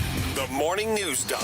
The White House releases the full text of its memorandum of understanding with Iran just hours before President Trump signed the deal in France. This comes after Senate Minority Leader Chuck Schumer called on the president earlier this week to brief lawmakers, claiming that Iran has become more radical since the start of the war. Senator Eric Schmidt, he dismisses any concerns. He was on Fox's Hannity last night, saying the U.S. still holds all the cards. You've got the master deal maker here who used the leverage that he has, who still has that leverage as president moving forward to make sure that they're not going to secure a nuclear weapon. Okay, so now missing explicitly from the agreement is the actual enforcement mechanism or inspection requirements to prevent Iran from obtaining the nukes. But the Islamic Republic is obligated to dilute its uranium supply, and both sides are going to negotiate a nuclear proliferation during the 60-day ceasefire in this. They're going to negotiate not a proliferation, a remediation. Maybe that's what they should have written here. Yeah, to negotiate nuclear, or negotiate stopping nuclear proliferation. Okay. Yeah. Wait a second. What are we doing? Yeah, that's the problem. I don't think we know. Yeah. Oh, I man. don't. I will freely admit it. I have no idea. Yep. All right. And then, of course, this doesn't mean an end to Iran having weapons. President Trump, speaking right after arriving in Paris, he says he's open to letting Iran keep some of its missiles. If other countries have them, it's a little bit unfair for them not to have some.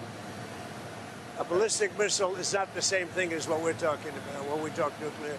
Yeah, so I think that quote surprised some people as well. Yeah, I think so. I think so. I mean, he's right. There's a distinction between nuclear weapons and ballistic missiles. Two different things. And I don't know that anyone's ever been saying that Iran's not going to be allowed to have ballistic missiles. I mean, I don't think that's really been on the table. It's the problem is that when they have them, since they have them, they've been using them like to terrorize their neighbors for all these decades. So there's got to be something there, regardless of whether you have the weapons or not. It's just the way that was, I think, a very Trumpian way of putting things. Yeah. All right. The Board of Police Commissioners approves a significant raise for St. Louis City command staff on the police department. Mayor Kara Spencer was the only vote against that. The raises range from 16% to 22%. Now, remember, uniformed officers received a 7% raise earlier this year. Spencer says the decision requires the city to also now give raises to fire department leadership due to a clause in the city charter. An Illinois man is going to jail for killing an unborn baby in Illinois. Here's the story. The state has some of the most liberal abortion laws in the country, but it's still not legal for a man to slip his girlfriend abortion pills to end a pregnancy against her will. That's what 32-year-old Emerson Evans was convicted of, and he will now serve 7 years in prison. Since abortion drugs were made widely available under the Biden administration, a growing number of men have been arrested for using them to force women to have abortions. Michael Harrington reporting. I had never heard of that concept up until, a few months ago or so of guys doing this. And this has got to be one of the most insidious, evil things I've ever heard. It's disgusting. Yeah.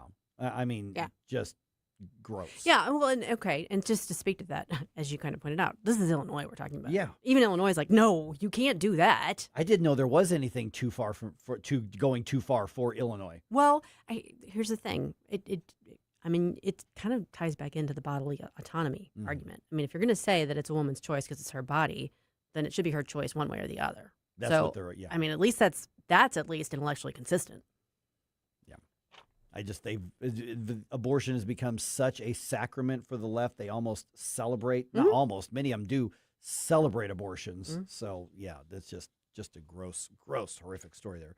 All right. Congress reintroducing the Renewed Hope Act earlier this month to combat child sex trafficking and exploitation. Tim Tebow is the founder and chairman of, the Tim Tebow Foundation, and he was on Fox's special report saying there are even more children at risk than he initially expected. That number has risen to 109,000. So it is growing exponentially, and we have to be able to have more people in the fight, better technology, better training to be able to fight back against this evil. The bill provides the Department of Homeland Security with $108 million designed to hire 200 new child exploitation investigators and analysts across multiple agencies there. DHS currently employs 7 of those specialists. Wow. 7. Okay. Yeah. Like for the whole U.S. of A. That doesn't seem like... Seems very low. Yeah. Yeah, this is So, all right. A water main failure caused the downtown sinkhole. That is the determination of the Missouri Geological Survey. Now, this is actually good news in the bad situation because a naturally occurring sinkhole would have been harder to assess and would have been harder to shore up and fix. The part of I-44 above that sinkhole is going to remain closed at least through next weekend while repairs are being made. I would not be surprised if it extends way beyond that, given the size of the sinkhole itself. Yeah. That was a lot that they're dealing with. But it sounds weird to say, but yeah, good news. Good news is that it was the water main failure. Right. It just sounds weird, but it actually is. Of the potential causes, that's actually the preferred one. Yeah. Yeah. All right. The Federal Reserve has decided to keep interest rates steady. That was announced yesterday. Chairman Kevin Warsh tells reporters that the central bank is going to form a task force to overhaul its decision-making practices, and that's going to include implementing what? Anybody want to guess? No. Don't know. AI. Oh. Bringing the best practices from the private sector and new analytical tools made possible by AI so we can forge these into a fabric that gives us better real-time information. By the way, of 9 of the 19 Federal Reserve policymakers suggested that they expect to raise interest rates later this year. Of course, President Trump is demanding lower interest rates. I just want to caution with the AI. Be very careful. Yeah. Trust but verify. Yeah, it's not like we can say, well, nothing could go wrong with that. But now it could be a great tool. Don't get me wrong. It could be, but trust but verify. Y'all wonder why I have so many tinfoil hats. Just saying. Yeah. Why I want my cabin up in the mountains somewhere. Okay. All right. Well, they didn't get the sweep, but the Cardinals did win the series against the Padres 2-1. Last night's final of Busch Stadium was Padres 6, Redbirds 1. Cards are in Kansas City tonight for a series against the Royals. Game time for this one is going to be at 6:40.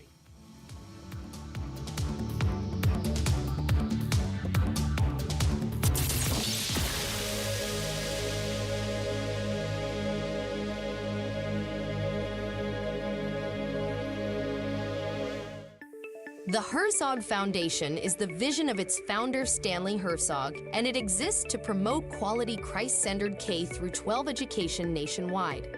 Hi, this is Chris Stegall with the Herzog Foundation. We offer a wide variety of resources relevant to today's families, including a free online publication called The Lion. The lion is one of God's most majestic creatures, symbolizing strength and courage. Named for its attributes, the Lion publication carries articles covering a wide range of topics facing American families and culture, especially related to the education of children. The Lion can be found online at readlion.com. That's READ lion.com. Sign up for The Lion at readlion.com and find dozens of must-read articles published every day. Visit readlion.com and subscribe for the weekly and daily digests so you never miss an article. Readlion.com. That's readlion.com. Hey, it's Columbo reminding you that when the fish are biting, gear up with the best at Bluff City Outdoors. They have a huge selection of all the gear you need for your next trip on the water, including great products from all the top brands in the industry like Mega Bass, Mad Cats, Penn, and more. Plus, join us every Saturday at 11 a.m. on the Bluff City Outdoors show for great conversation and the local fishing report. Open 7 days a week, 1 mile east of Fast Eddie's at 2813 East Broadway in Alton. Follow them on Facebook and at BluffCityOutdoors.com. Remember when food tasted like home? When breakfast was made from scratch and dessert was worth saving room for? At Shorty's Diner, we're serving up down-home breakfasts, lunches, and desserts just like Mom used to make. Fresh, from scratch, every single day. Step back in time with us, where the booths are cozy, Elvis is always in the building, and every plate feels like a hug. Hey, it's Jamie Allman. Join me for the 3 Martini Lunch, noon to 2, live from Shorty's Diner this Friday. Stop by for a delicious breakfast or lunch at Shorty's Diner on Lackland in Westport. KLGY HD3 Clayton, K270BW Bellefonte, KNBS Bowling Green. This is News Talk STL at 1019, 94.1, and always streaming at NewsTalkSTL.com. Breaking news this hour from Town Hall. I'm Rich Thomason. The Strait of Hormuz reopens, all military action ends, and no nukes for Iran.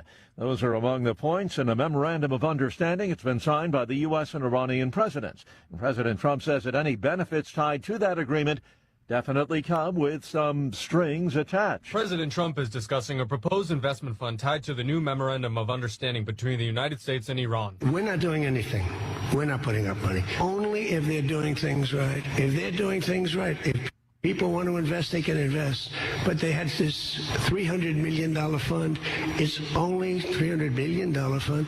It's only if they're doing things right. Under the proposal, any investment would come from Gulf countries, not American taxpayers. Willie Nelson, the White House. Secretary of War Hegseth has a bone to pick with the NATO allies, and he is certainly not shy about letting them know exactly where he stands. Defense Secretary Pete Hegseth has criticized NATO allies for not taking more responsibility for their own security. The Pentagon chief announced a 6-month Pentagon review of American forces in Europe to ensure NATO moves towards Europe leading its own defense. Speaking in Brussels on Thursday, Hegseth called it shameful that European allies denied U.S. forces access to bases for attacks on Iran. He emphasized the need for a new upgraded NATO, which he called NATO 3.0. NATO 3.0 is post-Cold War recognition that it needs to go back to a real hardline military alliance. I'm Karen Shamma. What's left of Tropical Storm Arthur is raining on southeast Texas, the coast there. Also, Mississippi and Alabama are seeing some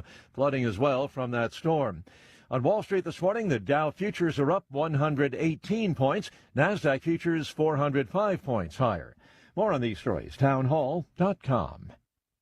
Health insurance rates are surging in America, leaving millions without affordable options. If you're sick of having paychecks eaten up by healthcare costs or dealing with mega corporations, then listen to this. Christians don't need to waste money on a broken system. That's why I want to tell you about Christian Healthcare Ministries. It's an alternative to traditional health insurance at half the cost. With CHM, fellow believers contribute monthly to help pay each other's medical bills. There's no enrollment period, so you can join anytime. And you aren't restricted to provider networks, so you choose the doctors and hospitals you want. It's that simple. CHM is not insurance. It's a ministry that puts faith into action. Feel the difference of financial support and biblical care from fellow believers. Join CHM today by visiting chministries.org/wellness. That's chministries.org/wellness. From the News Talk STL Weather Center. Dropping humidity and cooler temperatures today with partly to mostly cloudy skies and a high of 80. Now, a few spotty showers are expected from late this morning into the afternoon, but nothing severe, nothing heavy, nothing long-lasting. Down to 62 overnight tonight with clearing skies. Then Friday looks nice, mostly sunny, low humidity, seasonably warm, up to 84 for Juneteenth. Right now, a quick glimpse at the weekend. Saturday looking mainly dry, but Father's Day continues to look wet. From the First Alert 4 Weather Center, I'm meteorologist Matt Chambers. This hour of News Talk STL brought to you by Window World of St. Louis. For replacement windows, doors, and siding, call 800-GET-WINDOWS. That's 800-GET-WINDOWS. When insurance companies know you're represented by Under Law, they know Under is not going to let you be pushed around. Their reputation is built on years of courtroom battles. If you suffer an injury or damage to your property, serve the insurance company notice. You have Under Law on your side. A St. Louis firm you can trust to protect you at every term. Don't settle for less. You want to win? Believe me, Under wins. Under, O-N-D-E-R, underlaw.com. At Body of Health, we're a small but mighty family operation with big ambitions for your health. I'm Helene Tobler, and I'm jazzed about how our MRI-grade body composition analyzer is putting personalized health and wellness on steroids. It helps me and Dr. Tobler, that's my husband, refine the advice we give to help you feel better and live longer. Body of Health, trusted, discerning, affordable health care the way it ought to be. Learn more at bodyofhealth.com. That's bodyofhealth.com. Mike Ferguson. I'm a stud. I'm ballsy. I don't take no from anyone. Susie Moore. I disagree on his assessment of the situation. Get up, St. Louis. So it's time to get out of bed. Pour yourself the greatest cup of Kofifi the world has ever seen. Rise up with one voice. Drain the swamp and take back our country. Today's the day we're going to do it, and it's time to do it right now, believe me. Mike Ferguson in the morning on News Talk STL. All right, we are going to dig into the deal that the U.S. and Iran have signed and they're working on right now. We're going to do that around 7:20. Is it a good deal? Is it a bad deal? Let's just say I'm skeptical. And I've got questions and I've got disappointments, but 7:20, we'll talk about that. I have actually linked that in the Rumble chat box as well, a story with the actual text from the White House in it, so you can check that out. All right, some of the biggest decisions by the Supreme Court still under wraps for the moment. Could be a big day. Looks like a big day for the Supreme Court, at least what we're going to find out from them. Today on some things, we're now joined by Mike O'Neill from the Landmark Legal Foundation. And Mike, I mean, obviously we don't know which hand-downs are going to be next and what's going to come, but we have some really big decisions, as in really massive changes, possibly changes in policy that are still coming from the Supreme Court, whether it's today or whether it's another day. What are some of the biggest ones we should be looking for? Sure. Today, they announced today is going to be a decision day, so maybe we'll get a couple of big ones today. I think we might get the Trump versus Slaughter decision today. This is, again, just my gut feeling, a prediction on it. This is the case regarding the president's authority to terminate the employment of those heads of those quasi-independent agencies, the FTC in this particular case. It's overturning the Humphreys executor. This is really a presidential power and removal decision. This is whether, if you have these holdovers from a previous administration, President Biden, for example, has appoints somebody to serve in the FTC for 5 years. There's an overlap into the Trump administration.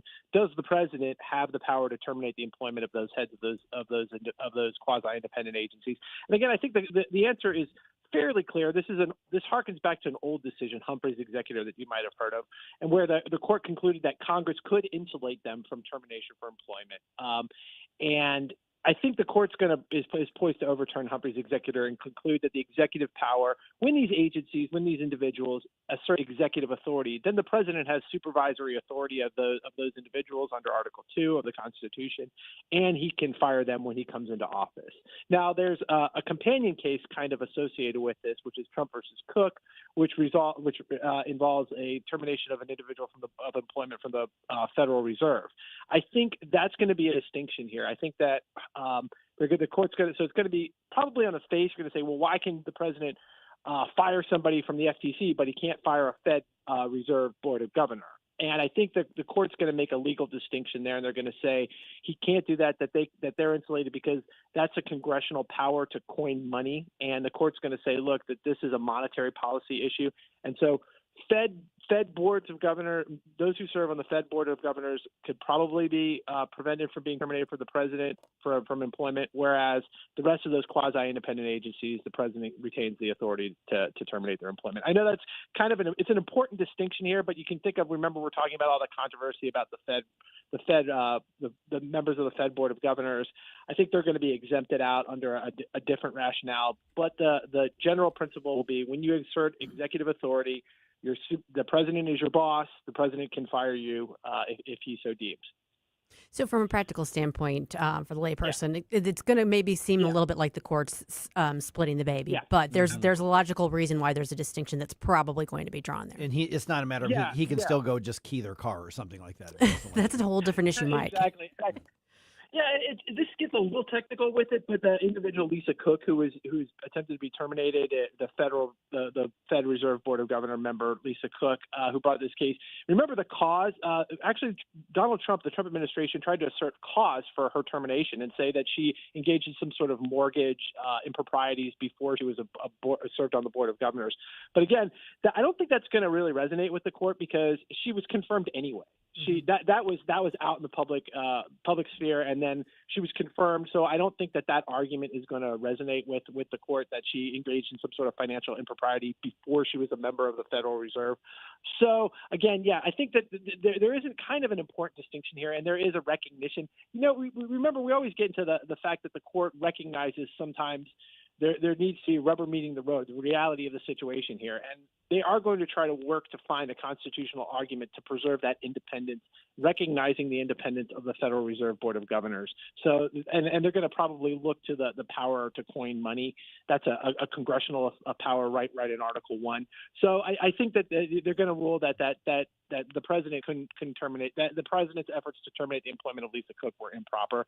And again, with the regard, all those quasi-independent agencies, NFIB, FTC, all that stuff, they all fall under the auspices of Article 2, the executive authority, the supervisory authority, and I think that's going to be that's going to be the president's power. Now let's be clear about this. This is a presidential power. This isn't Donald Trump's power. This will appropriate to anybody. So if Newsom is president at some point, God help us, or Kamala Harris, God help us, that will be the president. That will be their prerogative under Article 2 of the Constitution, not just Donald Trump's power. So we're not talking about the Supreme Court weighing in on policy on these or what should or should not be done by any of these agencies. It's about who can do what for the people involved. Exactly. Okay. We're visiting with exactly. And this is Yeah, and this Trump versus Slaughter is a constitutional question. I mean, and we could talk about the Trump versus Barbara, where my prediction is that they're going to avoid the constitutional question here.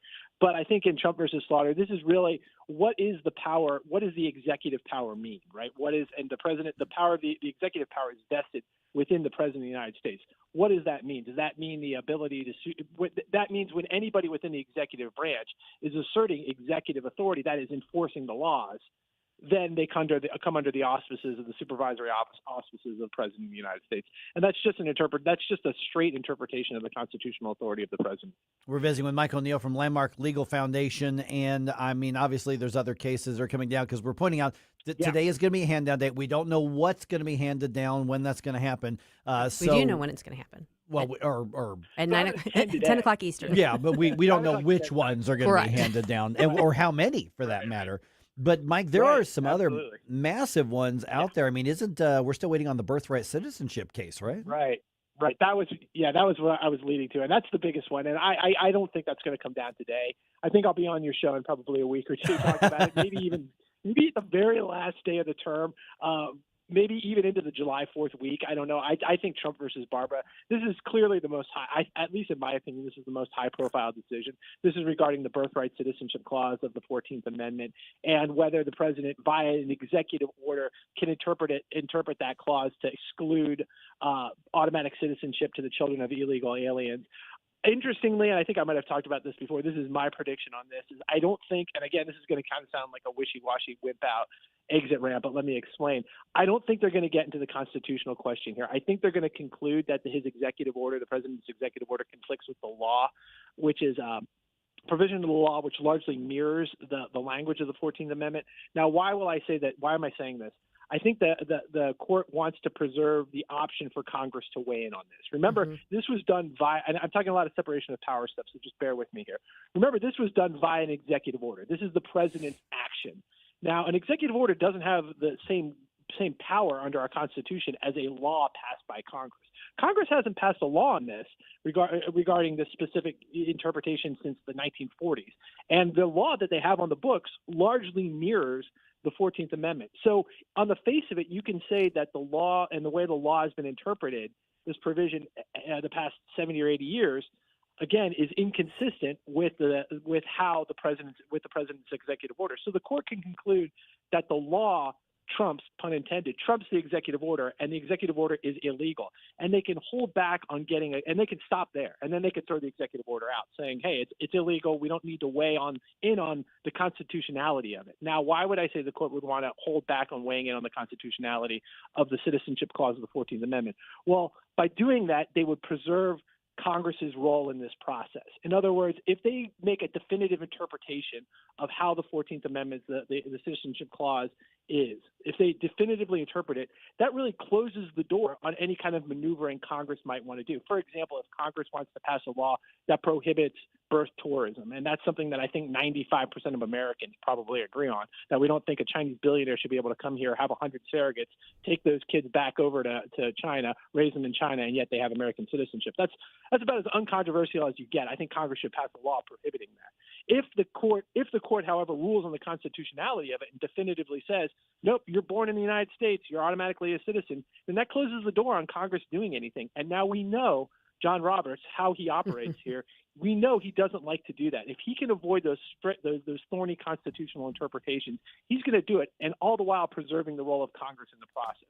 It's a little bit, that's kind of a little complicated, but I kind of see that that's where it's going. This is just my prediction. I could easily be wrong on this, but knowing John Roberts, knowing Brett Kavanaugh and Amy Coney Barrett, I kind of feel like that they might be weighing that way, and those are the swing justices I think that are going to be determinative in how this case is resolved.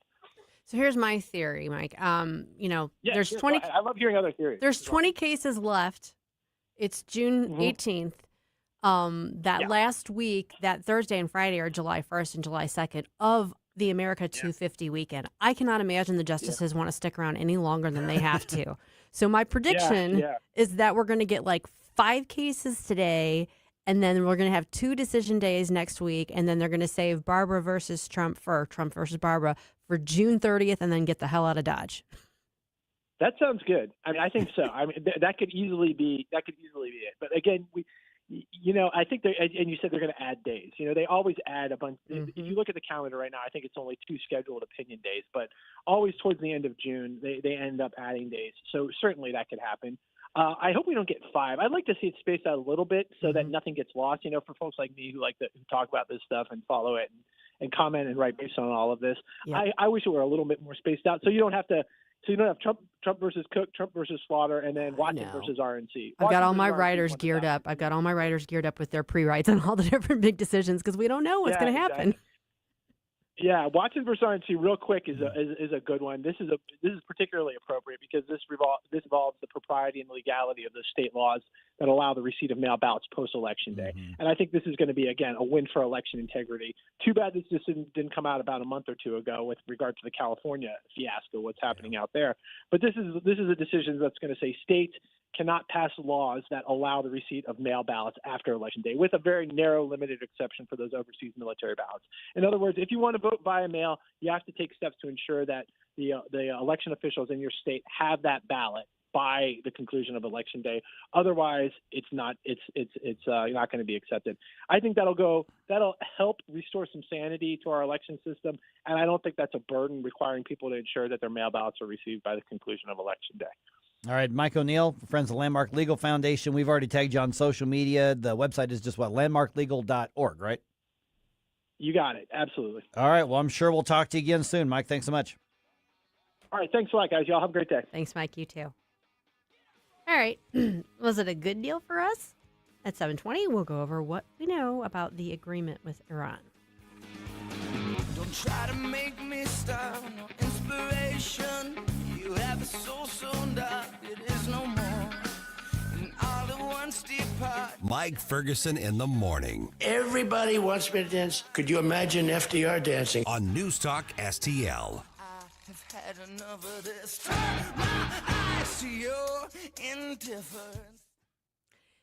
I'm here to talk with you guys about Windows. Yeah, Windows. They're not all the same, and I'm going to tell you why. You've heard me talk about Window World before. They're one of only 2 replacement windows with the Good Housekeeping seal of approval, and they're ranked number 1 in the country for a number of windows sold by Qualified Remodeler magazine. They've been doing it for over 20 years, and that's been helping improve the look and energy efficiency of more than 80,000 homes right here in St. Louis. And the St. Louis location has been owned, operated, and managed by born and raised St. Louisans for more than 23 years. So if you're thinking it might be time for new windows, call today for a free home estimate. It's 1-800-GET-WINDOWS. What I like about Window World is the product itself. Their windows are durable, they're secure, they're energy efficient, and they're built with double-strength glass that you don't typically see in replacement windows. And you're covered with a lifetime warranty. That includes parts, glass, breakage, and labor. That's a big deal. And they don't just do windows either. Window World can help also with siding and doors, basically everything on the exterior of your home except for roofs or garage doors. And here's something a lot of companies don't offer. Their customer service team is available 7 days a week. That means including on weekends. Over half of their appointments come from repeat customers or referrals, and that's saying something. They've also been big in the community. They've raised over $4 million over the past few years for charities like Action for Autism and St. Jude, and they are the preferred windows of your St. Louis Blues. Right now, they're offering 36 months, same as cash financing with approved credit. So if you've been waiting and been putting this off, now is the time to act. Call Window World at 1-800-GET-WINDOWS. Colombo and Company. J.D. Vance just got a presidential endorsement from The View. How much weirder can 2026 get? We'll try to make sense of it all Thursday with Virginia Cruda from the Daily Wire and Dr. Randy Tobler. Live and local weekdays at 2 on Newstalk STL. Chris Arps here, and after Becky and I leave church on Sunday, we head down the street to Capriotti's to grab a classic meatball sub. I love Capriotti's, and you will too. Visit Capriotti's now at 2 locations on Manchester, McKnight, and Rock Hill, and now in Creve Coeur on Olive, just 1 mile west of 270. It's a brand new show on Newstalk STL, JC's Sunday Showgram. The world pretty much came to a stop this week in 1989 when a little movie called Batman opened. You'll hear my conversation with Kim Basinger. Also, it's back to 2013 with Weird Al Yankovic in the studio. And why did my very first radio gig get cut short after only 1 show? All brought to you by the Weber Automotive Group. Sunday mornings, 7 to 9. Then podcast each Monday on NewsTalkSTL.com. License number GL250000615. Hey, Dad, what causes drains to clog? Grease, hair, soap scum, and tree roots. Tree roots? This town has old pipes and big trees. They find each other. They grow inside pipes? They bust into pipes. Whoa. Once they're in, the water stops flowing. Can we fix it? The big green grasser machine can fix any clog. Green is always grasser at grasserhomeservices.com. This app is absolutely fantastic. Yes, I listen on my phone. If you have a phone, you have a radio. It is awesome. Download the all-new News Talk STL app and listen anytime, anywhere.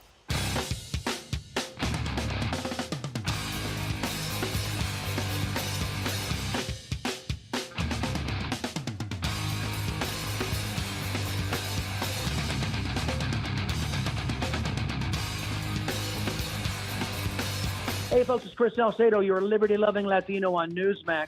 Everybody likes Mike Ferguson in the morning on 101.9 and 94.1 News Talk STL. All right, we now have the details of the Memorandum of Understanding between the U.S. and Iran, the deal that the president signed. Yeah. Which they were talking about heralding a big thing on Friday, but it's done. Yeah, so I don't know if they're doing anything tomorrow or not. I mean, JD was going to go over for that, so I'm not sure what the status is of that. But the White House has released the text, and so what we learned about an hour and a half ago is that we don't have time to read every single one in the segment. Yeah. But let's go over the 14 different points. 314-912-1019, or send us your thoughts on social media. I'm just going to be really upfront. I don't see a big win for the United States in this. I don't get it. I was hoping that there would be, a big thing that clearly shows, okay, we won, and you're gonna, comply with keeping the world safer. I don't see it. I'm still waiting for Ashton Kutcher to come out and tell us we've been punked. There you go. Okay, so let me try to basically do a synopsis of each of the points. How about that, Susie? I think we can do that. So. And then if I'm misrepresenting it, then you can jump in on me here. The point number one is the declaration that they're going to stop blowing stuff up. So basically the hostilities stop. But Lebanon is also included. Basically that permanent termination of military operations on all fronts, including in Lebanon. And then undertake from now on not to initiate any war or any military operation against each other, and to refrain from the threat or use of force against each other. Now, a couple things is, point one says that the U.S. and Iran and their allies will stop the hostilities. But unless the allies for both sides sign on, I don't know how they would be bound by this. Yeah. No, they wouldn't be. Yeah. And then also, even since this was signed, President Trump has already threatened, if you don't comply, we'll bring more bombs. So I don't know if that counts or if it doesn't count. Yeah, I don't know what, define threat. Right. Or just consequences. It's not a threat, it's a promise. That's right. Yeah, basically. Number two, the U.S. and Iran will respect each other's territorial sovereignty and not interfere in each other's internal affairs. Mm-hmm. Oh, okay. Okay. Number three, the United States and Iran will commit to negotiating for a final deal in 60 days unless they both agree to continue or extend that deadline. Correct. Okay, pretty simple there. Here's number four. The U.S. agrees to begin the removal of the blockade in the Strait of Hormuz. And Iran will, let's see here, traffic of the vessels in the strait will go back to normal, go back to pre-war normal, essentially. The U.S. will then also remove its forces from proximity of Iran within 30 days of the final deal. So this is we're going to get out of your neighborhood. It seems under like certain conditions. Yes. Yeah. Mm-hmm. Number five, Iran will make arrangements to allow for safe passage of commercial vessels at no charge for 60 days from the Gulf to the Sea of Oman and back and vice versa. The commercial vessels will immediately begin to, travel again through that area. And then considering the needs for removing the technical, the military obstacles, the mines, things like that, Iran promises that they will start removing those within 30 days. So we're backing out immediately. They've got 30 days to get things in order for the safe passage of shipping, and oil tankers, basically. Number 6. This is one of the big. I'm just going to read this one word for word, though. The United States of America undertakes with regional partners to develop a definitive, mutually agreed plan with at least $300 billion U.S. for the reconstruction and economic development of the Islamic Republic of Iran. The mechanism for the implementation of this plan will be finalized as part of a final deal within 60 days. All required licenses, waivers, and permissions needed for the relevant financial transactions will be granted by the United States of America. So we heard rumors of a $300 billion reconstruction something. The president said it was fake news, but he may have been referring to be fair, he may have been referring to the idea that the U.S. was just going to give them $300 billion. That's not the way this reads. It doesn't prevent that, but the bottom line is that under this, Iran is going to be the recipient of at least $300 billion from somewhere, from someone. Right. Investment basically in the reconstruction of them from Gulf states is what it sounds like. Yeah, it doesn't say that, but it says No, the U.S. will partner with this as well. So the we're sound involved. clip that you played earlier said that. Yeah. The which one? You played it during the news dump. It was a sound clip that you played that said it was someone explaining what that was. I don't know. It was in your news dump. Okay. Talk about Eric Schmitz? No. Oh, you may have been in the national one then. Maybe it was in the national one. one. Yeah, the national one. Okay, so number 7, the United States of America undertakes to terminate all types of sanctions against the Islamic Republic of Iran, including the United Nations Security Council resolutions, IAEA Board of Governors resolutions, and all unilateral U.S. sanctions, primary and secondary, in an agreed-upon schedule as part of the final deal. The Islamic Republic of Iran and the United States of America acknowledge the critical importance of the sanctions terminations issue above mentioned and express their intentions to immediately address these issues in negotiations. So basically, they can sell their oil to whoever they want. At that point, we're not going to lock down their economy. And then number 8 is Iran agrees to not procure or develop nuclear weapons. So the one that everybody's talking about, one is, did we get the deal for them to not develop nukes? Well, they say they're agreeing to that. But the $300 billion, which, by the way, is separate from another upwards of $100 billion in unfrozen assets that they're going to get as part of the deal. Yeah, there's two different things there. Yeah. One has to do with reinvestment and reconstruction of Iran. One has to do with unfreezing their funds. Right. Yeah. So the first one is the $300 billion that we kept hearing a lot about. Okay, so we got a couple minutes here. We didn't get to go through all of these here. There's 14 points. I posted the link on the Rumble chat box. I think it's up on some of our other social media as well. We dominated the military exchanges here. I'm reading this and I'm trying to just put it into basic understanding. I think you would be thrilled with this agreement if you're Iran. Yeah, I don't know how you look at what's here and don't come to that conclusion. I'm hoping that there's more that there's things that I'm not seeing. And the one thing I will say, not that it's directly related to this, but it does, I guess a little tiny bright spot, if you will. $3.29 today on the way in. Gas, $3.29. Yeah. Absolutely. So, gas is going down. That's a good thing, but it went up for several months for a reason. I'm not sure I'm understanding that reason based on this MOU. Right. Yeah, I just want to point out number 11 is the one that also talks about making fully available the use of the frozen or restricted funds and assets to Iran. And one of the provisions makes it sound like that we will start releasing those funds while we're still negotiating with them. I'm confused by the $300 billion investment for reconstruction because, to my knowledge and what's been made available to me, all the targets that we've been hitting, or at least the vast majority of them, are military targets. So it sounds like we are going to allow people to help them invest to rebuild the military we just blew up. I don't know. I don't know. I don't know. Interesting. That's a fair question. I have no idea. They've got a lot of problems. They've got major drought. They've got a lot of other issues going on infrastructure-wise that aren't because we did it. So I don't know if that's what that's supposed to go to. I don't know. Yeah, or Iran may have the say in where the money is spent. Obviously there may be. Bottom line is Iran is going to, under this agreement, the unfrozen assets, which some multiple reports say could be upwards of $100 billion of assets. Now that's in theory what was Iranian to start with, and it was frozen as part of the sanctions, and so they're going to Right. get their assets. And then the $300+ billion, we don't know where that's coming from, but we know that they are in line to receive $300 billion from somebody that is being shepherded by the U.S. Now, whether that's just our tax money, I don't know. I doubt it. But or a coalition of other countries, which it appears to be, or as private companies. We don't know. But the end result is I don't think Iran cares where the money comes from. They're getting $300+ billion. Mm-hmm. Well, in other news, Yeah, by the way, I just, the more I read it, the more I digest it, I don't see how this is a win for the United States. I just don't see this. No, no.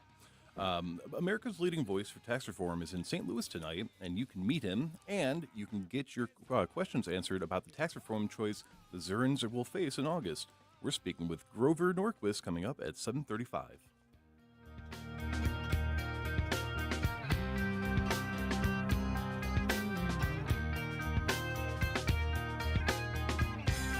A wise man once said in January of 2020, Iran never won a war, but never lost a negotiation. Who said that? Donald Trump. Oh.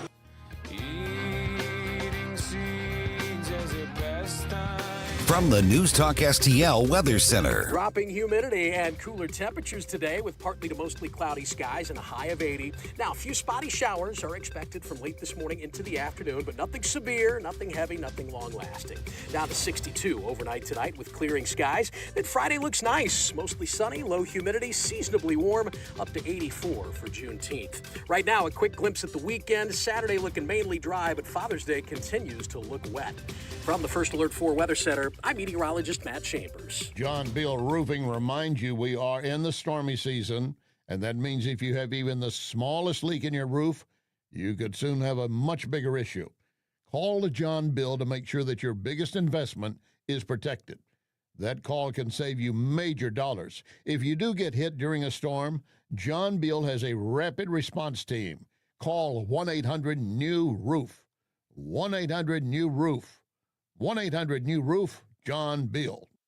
Larry Connor's commentary, brought to you by Vincent's Jewelers, offering a wide selection of jewelry, including lab-grown diamonds, affordable earrings, bracelets, necklaces, and rings, up to 75% off their natural counterparts. Visit VincentsJewelers.com.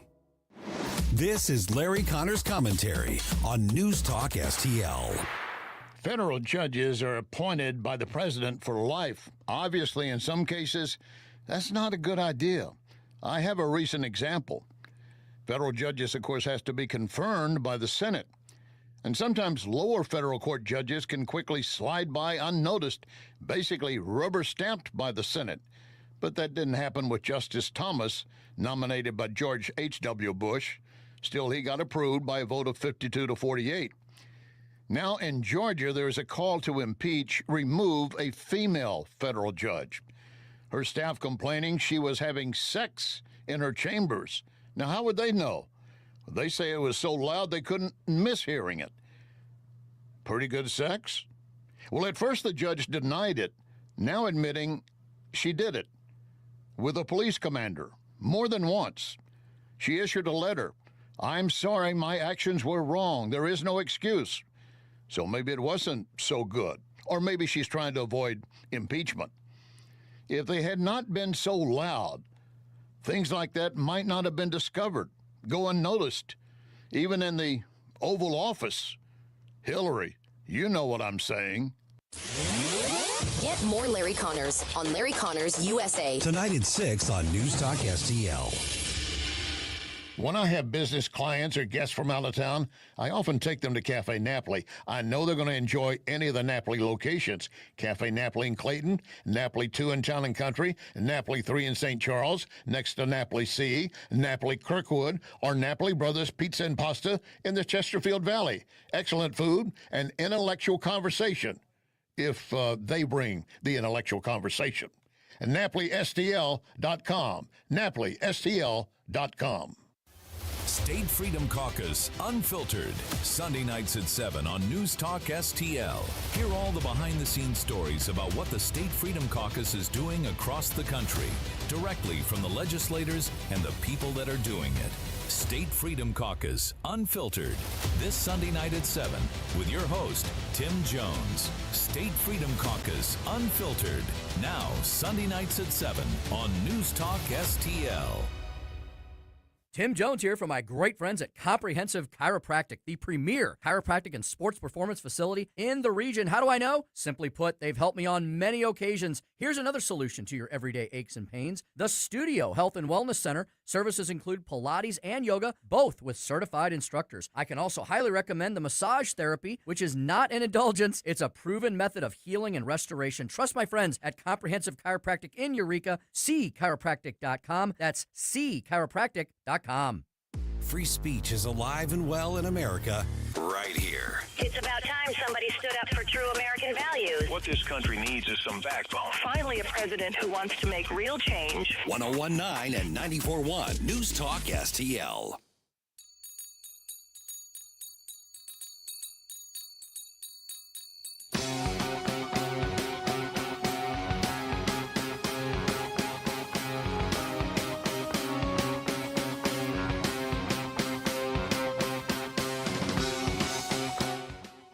Hey guys, Billy Crow here from Jeffco Patriot Radio. Hope you had enough time to freshen up your coffee, because now we're back with Mike Ferguson in the morning. All right, make up your own mind, but at least sort fact from fear-mongering first. Is that too much to ask? Yes. Apparently no. It is. No. Wait. Maybe it's not. All right. You can do that tonight at an event featuring who I think is America's voice for tax reform and tax reduction. Really a stronger voice than anybody else over the past decades. That's Grover Norquist, and he joins us right now. Grover Norquist, of course, founder of Americans for Tax Reform, going to be in town tonight to talk about the proposal to restructure how Missouri does taxes. And Grover, good to chat with you again. It's been a while. And so we're talking about some really, really wonky stuff, and we're also talking about a massive amount of confusion around the state. So we can get to the bottom line, but I think we have to sort the fears from the facts, but also address that there are legitimate questions. Oh, absolutely. Let me suggest giving an overview 50 states, because what Missouri is looking to do is not new, it's not different, and there are a bunch of states that are ahead of you in doing it, and a bunch of states that are alongside of you in doing it. So if somebody tells you, oh, this is new, different, and only in Missouri, they're not leveling with you. There are today 8 states with no state income tax. There are 16 states that have a flat rate or single rate tax, which is very difficult to raise because you have to raise everybody's taxes at once, and very easy to reduce because you can reduce everybody's taxes at once, look everybody in the eye, and treat them the same. Over the last 15 years, people have looked at Texas and its growth, Tennessee, Florida, New Hampshire, states with no income tax and states with very low and falling income taxes, and said, that's where businesses move. That's where jobs move. And if we don't have lower taxes, our kids will be leaving our state to go to one of those states. After they graduate from college, they're going to go to what the jobs are. Never mind mom, dad, and grandma and granddad. They're going to go to the jobs. And that's been happening across the country. And so there are now 12 states that are in the process of phasing their income tax down to zero. For 12 years, North Carolina has been doing this. They were really the first one to, lay it out and say, here's how we're going to do it. And it looks very much like Missouri's plan. And when revenue comes in, they reduce, instead of spending it all, they put a limit on spending and simply allow economic growth to make the income tax unnecessary. Because if you don't spend the additional dollar that comes in over the spending limit, but you hold spending down, you don't need the income tax. Why does Florida not have an income tax? You can't do this overnight. This will take some time. But in Florida, they never had an income tax. So they spend $113 billion a year at the state level. New York State, they have twice as many people. I'm sorry, they have exactly the same number of people. They spend twice as much money. They spend $115 billion more than Florida does for all the same things. Twice as much per person. Their schools aren't any better. Their roads aren't any better. but they spend government money like crazy. So how did Florida get no income tax? It didn't spend as much as New York. So around the country, Oklahoma, right next door to Missouri, has passed a law that will, as revenue comes in, phase the income tax down to zero. The governor of Arkansas has cut taxes each year and says, I'm going to keep doing them until we get to zero. In Mississippi, they actually passed one of those laws that says it's automatically going to zero as revenue comes in, as the economy grows. More of it stays with the people, less of it goes to the government. They are on their way to zero. Kentucky is on its way to zero. They've passed the law that as revenue comes in, it will go to zero. Tennessee's already at zero. West Virginia passed a law that will take them to zero. And now South Carolina. So 5 states in and around Missouri have all passed a law that says automatically it will click down to zero as revenue comes in, as the economy grows, and we will simply not increase spending as rapidly as we had in the past. You don't have to do big cuts or anything. You just have to you have to be careful and not keep spending too much money. And when some money comes in because there's this jump in the economic growth, you don't say, okay, now we're going to spend as if that was coming in every time. Then that's very nice. Let's use that to pay down taxes. Kansas next door has passed a law over the vetoed the Democrat to go from 6% tax down to 4%. Iowa dropped their income tax in half from 8.6% down to 3.8%.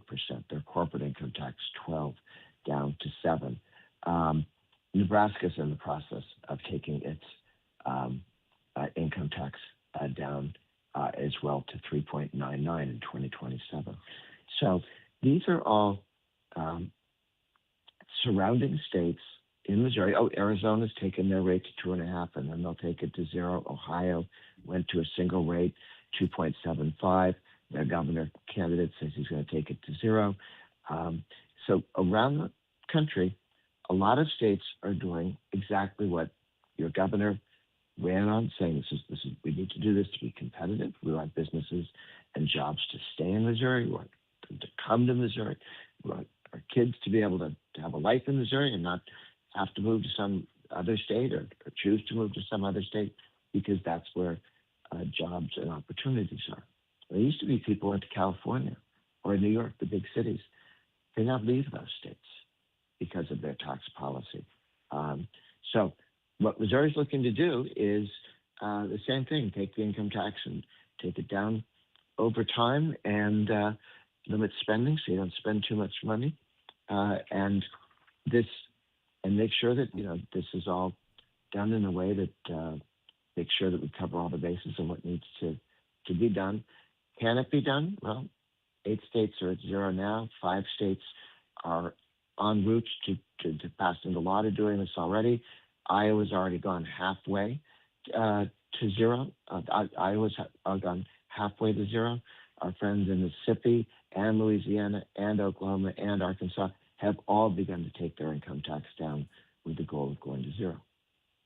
Good morning, Grover. This is Susie Moore. I feel like one of the things that gets lost in this is, this is it starts out as a policy discussion and kind of an intellectual discussion, and people that are into this sort of thing, we gravitate towards these conversations, and it doesn't take much for us to understand why this is a good thing. But when you're talking about something that's on the ballot, a measure that's on the ballot for all the voters in Missouri to be taking a look at and deciding whether or not they're going to get behind this really, pretty big structural change to how we do, our revenue intake.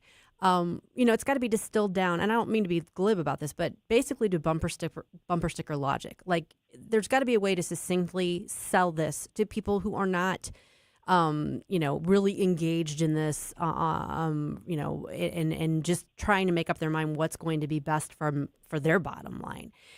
If you're trying to kind of distill that just to the 2 or 3 core points of why this is a good thing, what do you think the best argument is? Because the fear mongering against it is bumper sticker level, and people do understand that.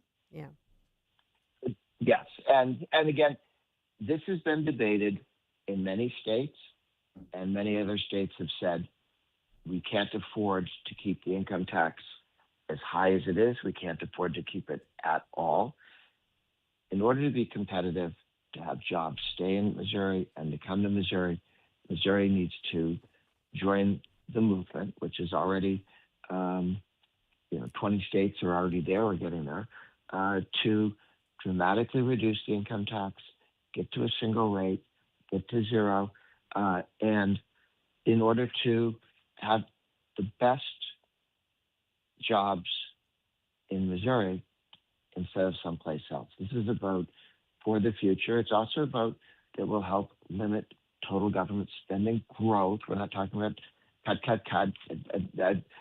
Then in a dozen states, 18 states, working with people on phasing the income tax down to zero, and the left says, oh, well, they picked the favorite thing that they think that would never be cut.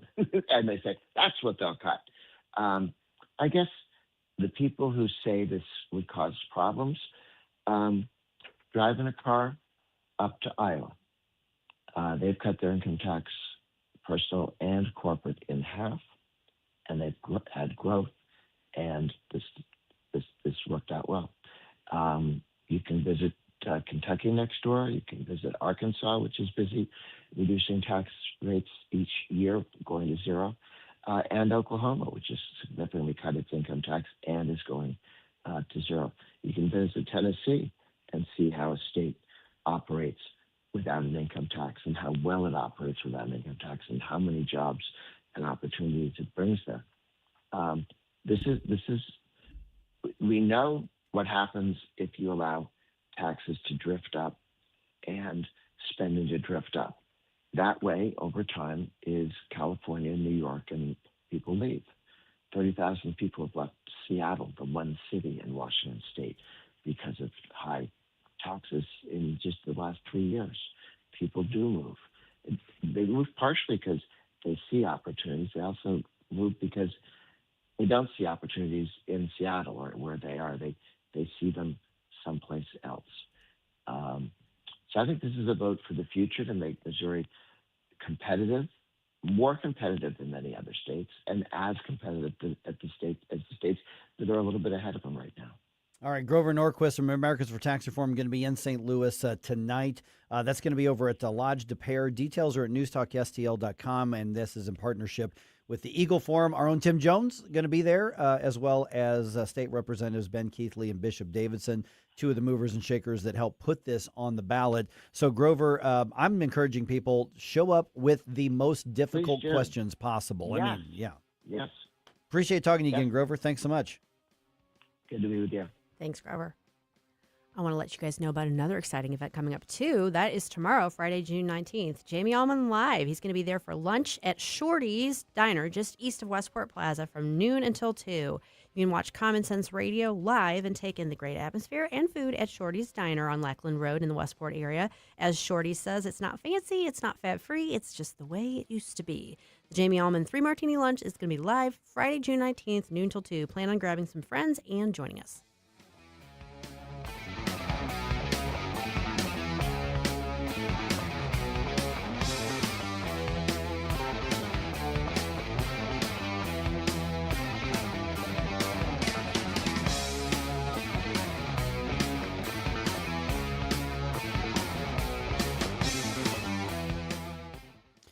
You know what? This is the time of year a lot of people are saying, okay, let's do some spring cleaning, although it's almost summertime. Maybe it's time to do that project, that upgrade around your house. Don't forget the outside of your house. I know you're going to think of the roofing. You may be thinking of the whatever, but think of this. How about the fencing around your property? If you don't have one, you need one. Maybe that's going to be a little safer for your family or for your pets, or just have that great, dignified, really classy look. Or you've also time to get that patio, get that deck done. Talk to my friends at STL Fenceworks about that. STLFenceworks.com. They have been transforming homes into safe, stylish retreats with low-maintenance fences and decks for a long time. Listen, this is a St. Louis company made up of St. Louisans, and their reputation matters, and they've got a good one. Why? Because they use American-made products. They use guaranteed products. They use crews here that do this for a living. They don't just go gather up people at the home improvement store. These are professionals. Go to STLFenceworks.com. I encourage you to click on Estimate, and then you can get a digital look at what the project would look like in a ballpark figure. Check it out today, stlfenceworks.com. Hanson's Tree Service at hansonstree.com is your one-stop shop for expert insured tree care and more in the greater St. Louis region and at the Lake of the Ozarks. Visit hansonstree.com for 24/7 emergency tree care, grinding and land clearing, awesome organic mulch, green resource recycling, and more. Tim Jones here to tell you that whether you're dealing with old man winter at your home or business in the St. Louis region or preparing your lake home for spring, call Hanson's to help you out. No job too big or too small. Mention NewsTalkSTL. Receive 10% off all tree care services. hansonstree.com, hansonstree.com. This is Mark Harder with RE/MAX Results, the #1 RE/MAX franchise in the region. As a licensed real estate broker with RE/MAX Results for over 20 years, I've seen the ups and downs of many real estate markets, including the one we're in right now. With the spring market in full swing, now is the time to leap into the buying or selling of your home. Someday is not a day. Today is the day to make your move. Call me at 314-852-8933 or email me at markhardersells@gmail.com. Today, scammers use AI, fake voices, and realistic messages to make fraud look real. If you're pressured to act fast or promise guaranteed returns, don't fall for the call. I'm Denny Hoskins, Missouri Secretary of State. Our office regulates investing and works to protect investors. Call the Missouri Securities Hotline at 800-721-7996 or visit MissouriProtectsInvestors.com. Paid for by the Missouri Investor Education and Protection Fund. This is a public service announcement.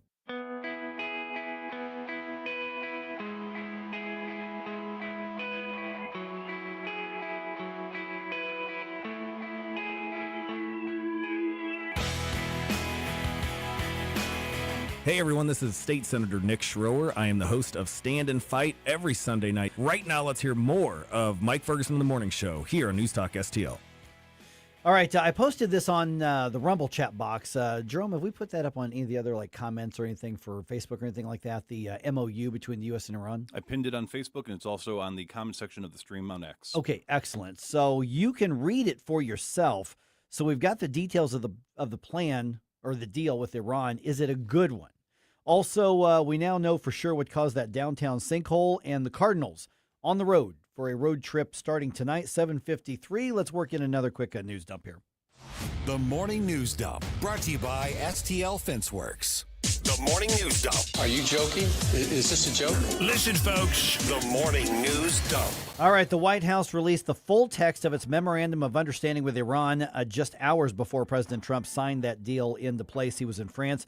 Now, this comes after Senate Minority Leader Chuck Schumer called on the president to brief lawmakers, saying that Iran has become more radical since the start of the war. Republican Senator Eric Schmidt, right here in Missouri, dismissing any concerns about the deal on Fox's Hannity, saying the U.S. still holds all the cards. You've got the master deal maker here who used the leverage that he has, who still has that leverage as president moving forward to make sure that they're not going to secure a nuclear weapon. Okay, once again, we've put the link to the actual text itself from the Trump administration. Among the things, an end to hostilities. Traffic is going to be moving again through the Strait of Hormuz. The United States will pull out of close proximity to Iran. Iran is going to receive at least $300 billion from somewhere in a coalition, I guess, joint effort that's going to be led by the U.S. Where that money comes from, we don't know yet. And then upwards of, some reports say $100 billion in frozen assets are going to be released to Iran as well. Also, speaking to reporters in actually Paris, President Trump was asked about, well, what about their other ammunition, or not ammunition, but their other munitions as far as like missiles and things. And the president said he is open to letting Iran keep some of their missiles. If other countries have them, it's a little bit unfair for them not to have some. A ballistic missile is not the same thing as what we're talking about when we talk nuclear. Okay, good deal or bad deal. Read it for yourself, and then you tell us. I will tell you that I was hoping to come in today or by the end of the week and say, okay, I get it now. What a great deal. The world is safer, and let's move on and look at the midterms. I don't see it. I don't see it. Hopefully I'm just missing something because I'm not as brilliant as the master deal maker that Eric was talking about there. I just don't see this as a good deal for the U.S. I think Iran should be thrilled with this deal.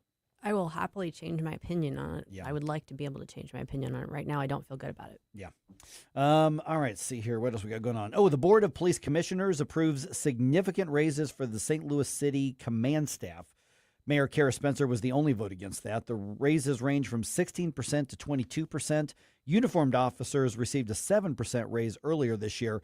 Spencer says the decision requires the city to also now give raises to fire department leadership due to a clause in the city charter. And her complaint at the meeting was, you are going to cost us over $1 million just by default because of the structure of the city government, and you're throwing our budgeting into chaos. That's her argument there.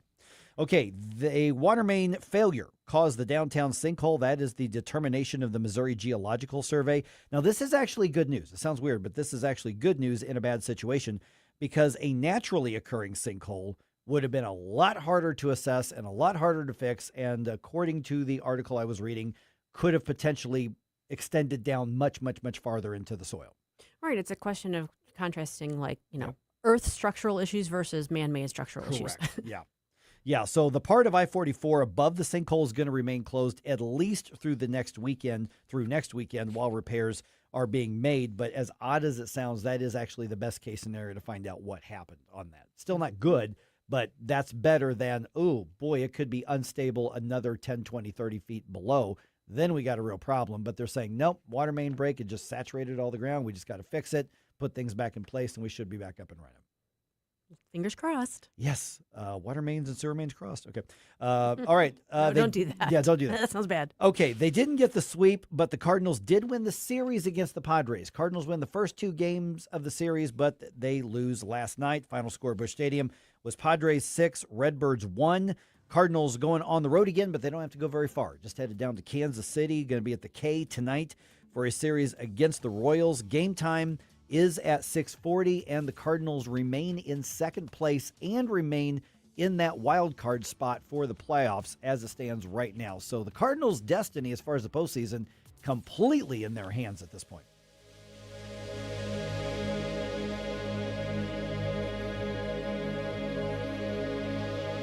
To have a roof over your head, a nice roof over your head, is very important. That's Rick talking about his experience with Rhino Shield ceramic coating. We got Rhino Shield 18 years ago, and they were very cooperative on getting us the right paint. They were in and out and done in no time. Once it was finished, looked great. We were very happy with it. The main reason Rick called Rhino Shield is because it's backed by a 25-year transferable warranty. We've watched a lot of people get their house painted 3 or 4 times, and we haven't had to do any of it. I don't know about you guys, but I don't want to have to paint it every 5-7 years. Take a tip from Rick and put down the paintbrush and call Rhino Shield for your free evaluation.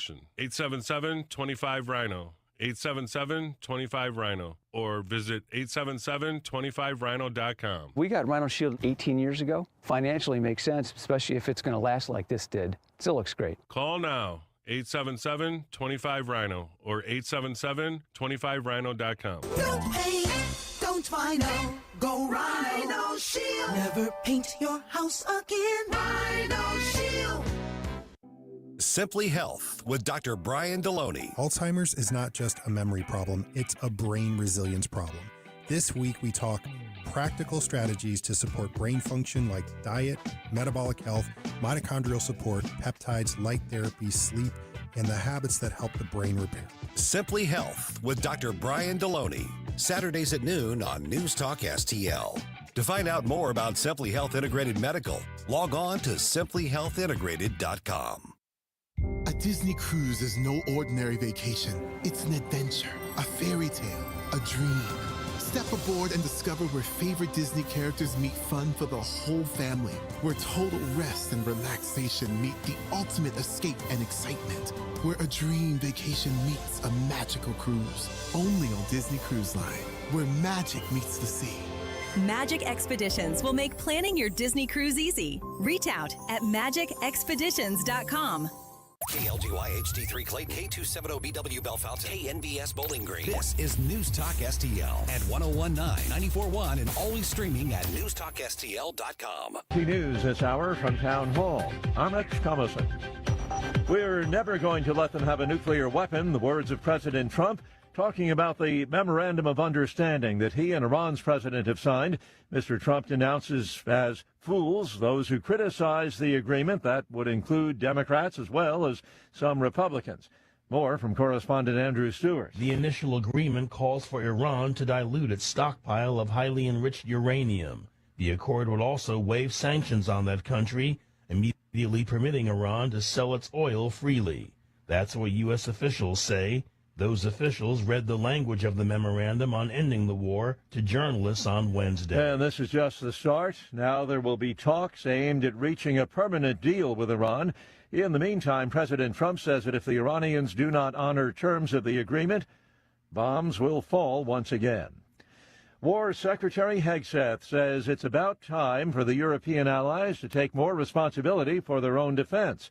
This is Hegseth, who's currently in Brussels, advocates for a newer, fairer NATO alliance. He's calling it NATO 3.0. NATO 3.0 is post-Cold War recognition that needs to go back to a real hardline military alliance that has real military capabilities capable of deterring right here on the continent and taking the lead for the conventional defense of Europe, which you have led on and other nations are stepping up to do. For the first time since March, gas prices now average under $4 a gallon.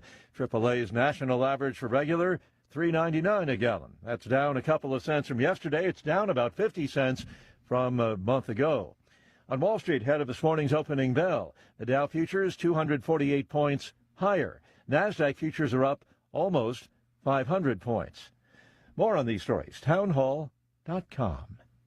About a month ago, I told you about the amazing new documentary, The Story of Everything. In over 600 theaters for several weeks, it had tremendous success. Now you can watch it from the comfort of your own home through exclusive streaming access. For decades, we've been told we're here by accident. Life is a total fluke. But what if the actual science tells a very different story? Yes, The Story of Everything is a film that Hollywood would never greenlight, that atheists and the mainstream media would rather you didn't see, because it explores the staggering math of intelligent design. For life to exist, the probability of creation being an accident totally disappears. The evidence points to a designer and challenges evolution with hard science and undeniable logic. And now it's available to you through streaming with discounted pricing options so you can easily watch it at home or share it with friends. Giving scientific truth a platform, all you have to do is go to thestoryofeverything.film/Mike. Thestoryofeverything.film/Mike. Go to thestoryofeverything.film/Mike. From the News Talk STL Weather Center. Dropping humidity and cooler temperatures today with partly to mostly cloudy skies and a high of 80. Now, a few spotty showers are expected from late this morning into the afternoon, but nothing severe, nothing heavy, nothing long-lasting. Down to 62 overnight tonight with clearing skies. Then Friday looks nice. Mostly sunny, low humidity, seasonably warm, up to 84 for Juneteenth. Right now, a quick glimpse at the weekend. Saturday looking mainly dry, but Father's Day continues to look wet. From the First Alert 4 Weather Center, I'm meteorologist Matt Chambers. This hour of News Talk STL is brought to you by Stifel, serving investors for over 130 years. Contact your Stifel financial advisor at stifel.com. That's STIFEL.com. Hi, Sandy. What's that? I'm reading up on this Amendment 4 on the August ballot. What's 4? Amendment 4 absurdly creates a new un-American minority veto power, but only for ballot issues that we citizens put on the ballot. Don't they say it'll protect conservative ideas? Truth gets in the way of their story. Amendment 4 would mean as few as 5% of the most liberal statewide voters in one congressional district could veto any good conservative idea or reform, even when a big majority supports it. That does sound un-American. How did that get on the ballot? The politicians put it there, and it would empower a small minority of liberals. They could stop funding for police, stop tax cuts, or any other common sense conservative policy we support. Only 5%? One district? That would make it nearly impossible to pass needed reforms or rein in politicians. Yep, Amendment 4 is a misguided power grab by politicians. I'm voting no on Amendment 4. Right. I'm not giving up my constitutional rights. It's a hard no on 4. Paid for by Missourians for Fair Governance. The Vic Porcelli Show. World Cup fans from around the world love America. Too bad the left hates America. We'll see what Karen Cattleman has to say about that Thursday at 9:05. Weekday mornings at 9 on News Talk STL. Mike Ferguson. Boo! Relax, nerd. Susie Moore. And that would be a good time to respond with some applause. Get up, can't you hear the alarm? Get up, St. Louis. That's a banana republic without the banana. Mike Ferguson in the morning on News Talk STL. Okay, wokeness on the baseball field has been in the news a lot with the whole San Francisco Giants thing. Because now we've got the whole Pride. And here's the thing is, the Pride days at the different sports venues, it's really passé. Listen, people are saying, no, you religious conservatives, you guys just hate all gay people and you make a big deal of it. We've been ignoring it for a while. Mm-hmm. And then somebody who says, wait a minute, you want me to promote your thing? No, I'm not going to do that. Well, then it becomes a thing.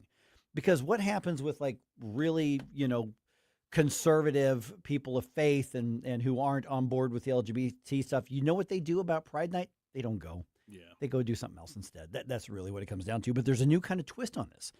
Not what happened in San Francisco, what happened in York, Pennsylvania. And I just found out about this a few minutes ago. Oh. So they've got a minor league team there, minor league baseball team called the York Revolution. And today was supposed to be their big Pride Day at the ball field, and they have these rainbow sleeved flags for their uniforms for the York Revolution. And several of their players said no. Wow. Many of their players said, we're not doing that. We're not wearing the rainbow stuff. Give us our regular uniforms. We'll get out there, but we're not wearing those. So now the team's got a problem.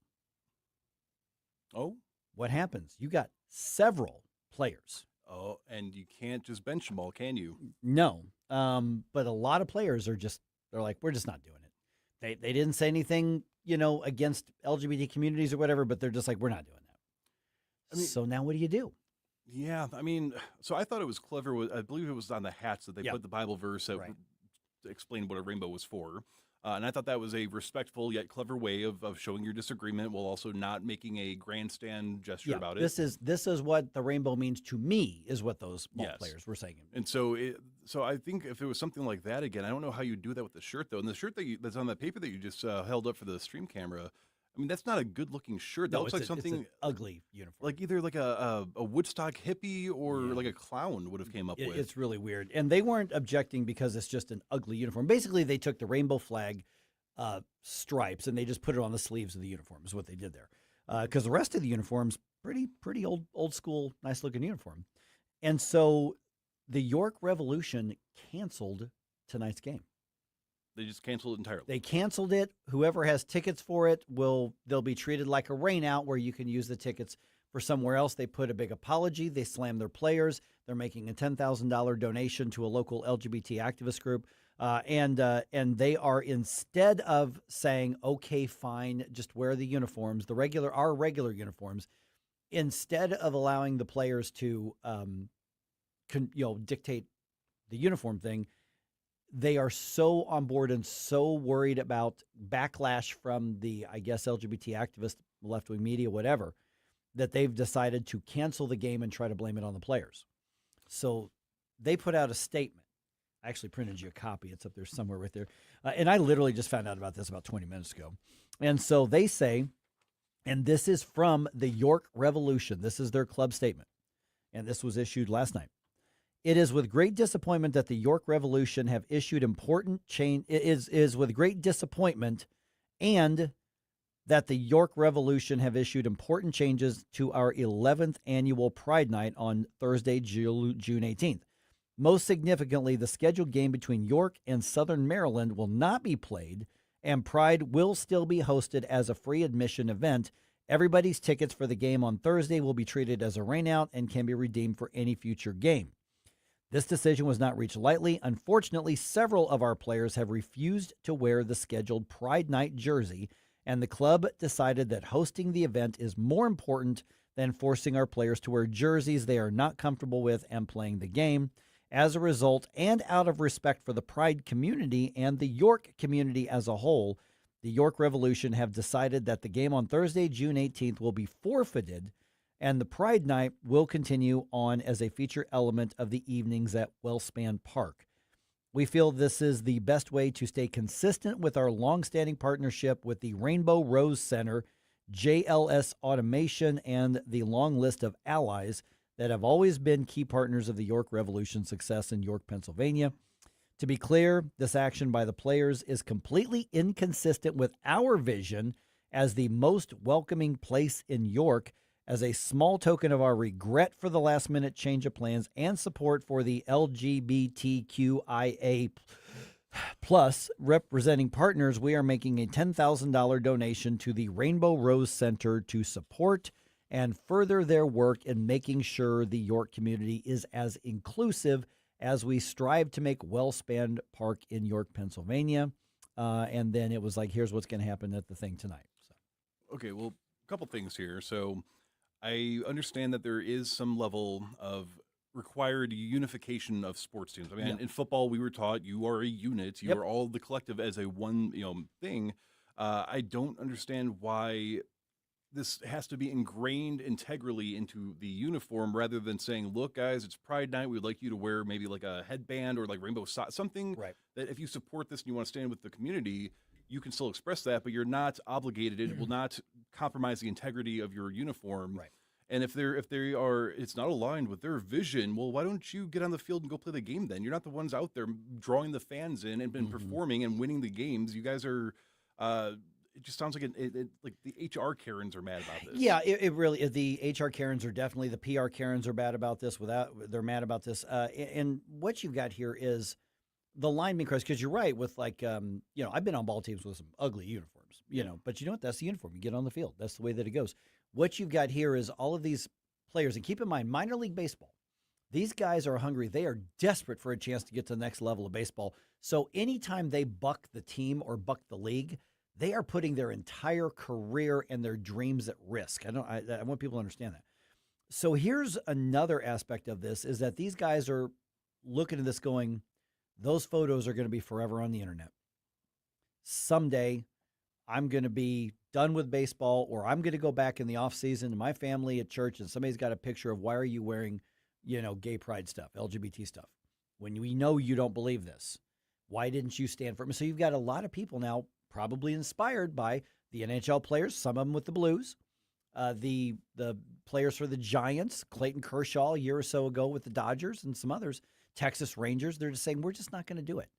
So the virtue signaling isn't being done by the players. The virtue signaling is being done by the team in the league, or the team at least. And again, this is going to be not a one-to-one comparison, but like, for example, there's a ribbon for breast cancer, right? They're little, like Autism Speaks, they have little puzzle pieces to represent autism, right?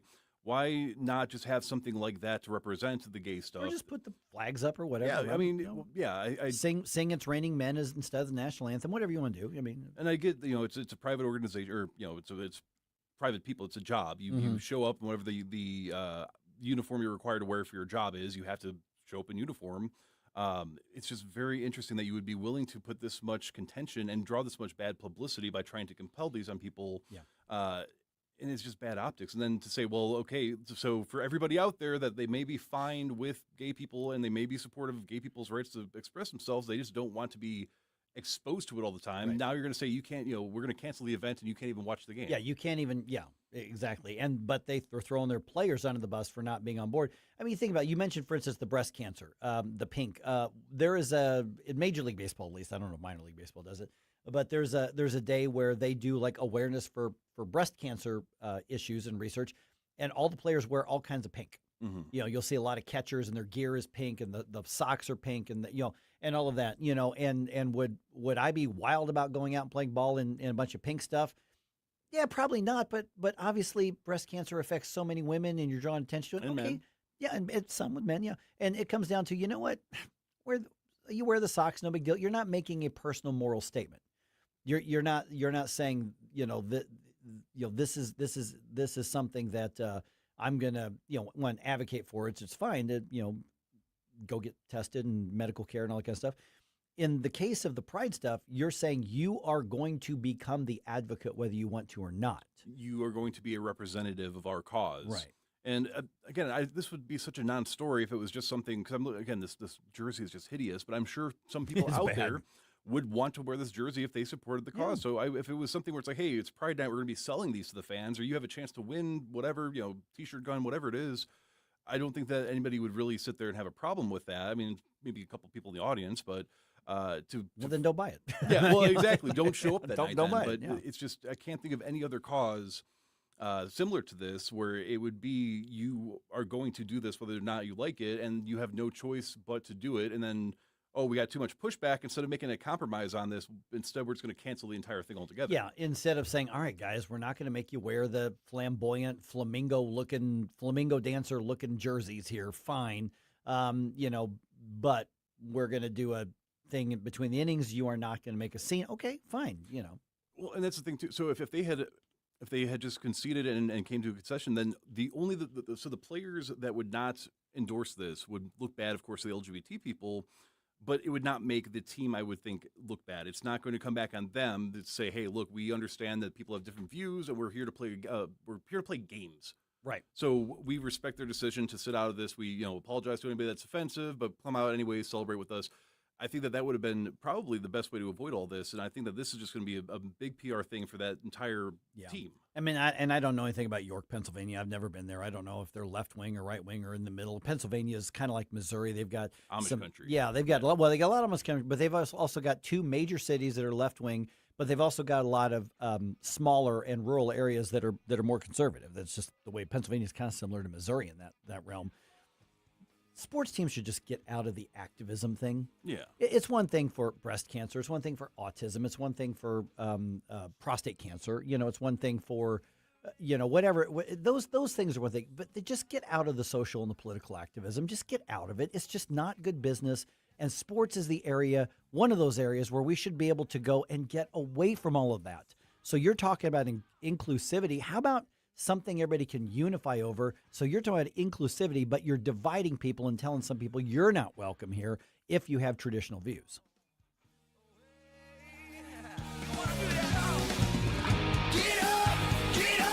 Can't you hear the alarm? Get up, this is your cousin car. Get up, 1949, the last time a Republican held the top post in St. Louis City. A gallon of milk was 84 cents and streetcars ran down Grand Avenue. Unfortunately, St. Louis City streets are no longer the epicenter of family and business life. In the 80 years of Democrat control, our city has been on a steady decline. Hello, Kirk Ilsinger, chairman of the Republican Party for the city of St. Louis, and we believe it is our duty to provide a different path forward. I invite you to our meetings the first Thursday of every month. Learn more at stl-gop.com. Paid for by St. Louis City Republican PAC. Curtis Farber, Treasurer. Looking for a great place to play golf and host your next event?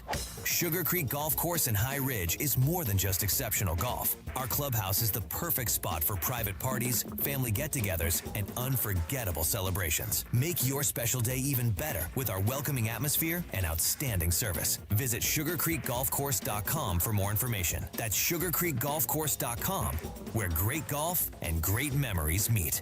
sugarcreekgolfcourse.com. Hi, I'm Dr. Alan Link, owner of the Dental Link. You've heard ads about teeth in a day, but did you know that you will be chewing on plastic, acrylic teeth? Here at the Dental Link, we can give you porcelain crown and bridge teeth utilizing mini dental implants that function much more like real teeth at about half the cost. Plus, mini dental implants are less invasive, less painful, and your recovery time is much shorter. Give us a call at 314-794-6464 or simply visit us today at thedentallink.com. It's so big, we could only call it one thing. A massive meat sale.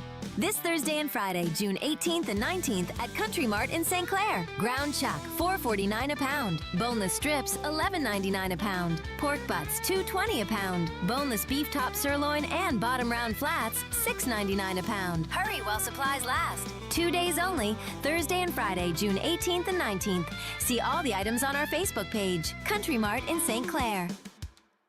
News, analysis, I'm glad you're talking about this. Opinion. I'm glad you're fired up about it, too, because I know I am. News Talk STL.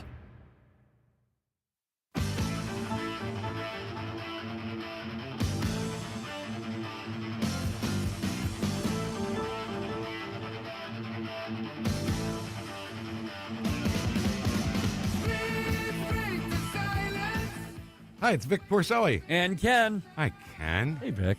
Ken and I are on every Monday through Friday here on News Talk STL. Right now, you're listening to Mike Ferguson in the morning on 101.9 and 94.1 News Talk STL. Whoosh, my morning people. Somebody reminded me it's Father's Day coming up this weekend. Oh, yeah. I completely forgot about that. We don't treat our dads well enough, do we? I like to think that I did when obviously my dad's been gone for a long time, but no, that was a big deal. I mean, so somebody asked the question, what do dads actually want from? So we know the stereotype of what they get. Dropped my little readers here. Don't. I know.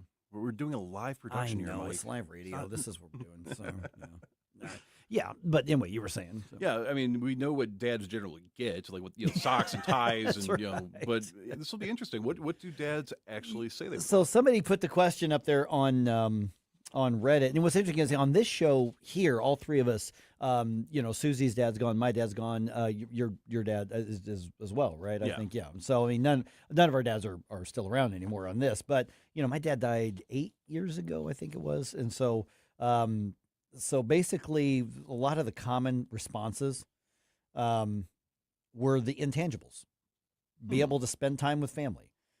Not be expected to go out to a meal with my in-laws. Nothing wrong with being taken out to a meal. Don't complain about that, guys. Another one is just a day off, meaning from everything, from all the expectations. Some others said just time with kids, away from a time with kids when the kids are away from the screens, away from their phones, away from their video games, stuff like that. Yeah, actually, now that I think about that, that was sort of one of the traditions we did is we would just go out, fishing or camping or something like that with one of my friends. That sounds awesome. Yeah. That sounds awesome. Yeah, and I've got my daughter lives here in town, but my son lives down in Florida, so I don't get to see them. He's a dad now. Oh, congratulations. Yeah, so he's, this is his second Father's Day. So really it's that stage now where it's like, it really is, about him. I'm sure he'll call, but he's now the guy. It was just kind of a generational thing here with it. So, but yeah, I mean, it's like, what do I want? My daughter always says, reserve that day. That's my day. I'm taking you out. That's fine. She'll take me out to a nice lunch or dinner or whatever. That's fine. I'm one of those. I just don't. Yeah, I don't really need anything. I'm all right. I think once you get to a certain age, or your kids get to a certain age, it becomes sort of that behavior. I mean, it's like me with Christmas when people are talking about Christmas gifts or birthday gifts. I mean, there are like a small handful of things I could really think of that I want, but I'm like, I'm an adult and I make my own money. Yeah, I mean, it's one of those things. Like, it's the thought. The thing with the last couple of years was experiences. You know what? How about there's a concert coming up? Give me a ticket or two to that, for instance. That would be one. Some other things here. Some of the answers were pretty. All of them were so consistent with time with the people I want to be with. That was the answer. That was a lot of it. Or time off. Now, there's one guy who said he wants a sword. I don't know if he's going to get that or not. Every dad should have a sword. Yeah, every day. Yeah, there it is. But one answer came in. I love my family, but I'm also an introvert. So the perfect day would be my wife leaving with the kids at dawn and not coming back until bedtime. Sounds like there might be some bigger issues involved in that one than just. Well, I do want to clarify as well. When I would go with my friends and their dads for these outings, they made sure that the wives were not around, so that way the guys could be bros around each other and be very bad influences on us. But it was a good time. Here's the thing: is a lot of times we want to make the day. You were like, well, it's about you, but really it's about us doing something for them. Mm-hmm. Like, for instance, and the ones who say, okay, Dad, we got a big Father's Day plan. We're going to go this here, and then we're going to take you here, and then we're going to take you here. And Dad's just tired by the end of the day. So most of us guys are going to be like, we appreciate the thought. We're going along. But really what I wanted is just a simple day to relax. Say thanks. That's fine. It doesn't have to be a big deal. I mean, Dad's knees hurt. Dad's a little sore. He just needs some time on the recliner. Well, then that's a consistent theme on this list that we're looking at. Is it looks like which was on Reddit, by the way. Yeah. Oh, because they're the intellectual powerhouse for all things omniscient. But it really does come down to the things that it seems that either cannot be purchased, or and again, this might be more of a guy thing, but like I think guys in general are just more frugal. So it's like, oh, I would like this, but I don't want to spend money on it. Oh, well, I would accept it from you if you spent money. Okay, a pack of decent socks is good. So that's not just a media trope.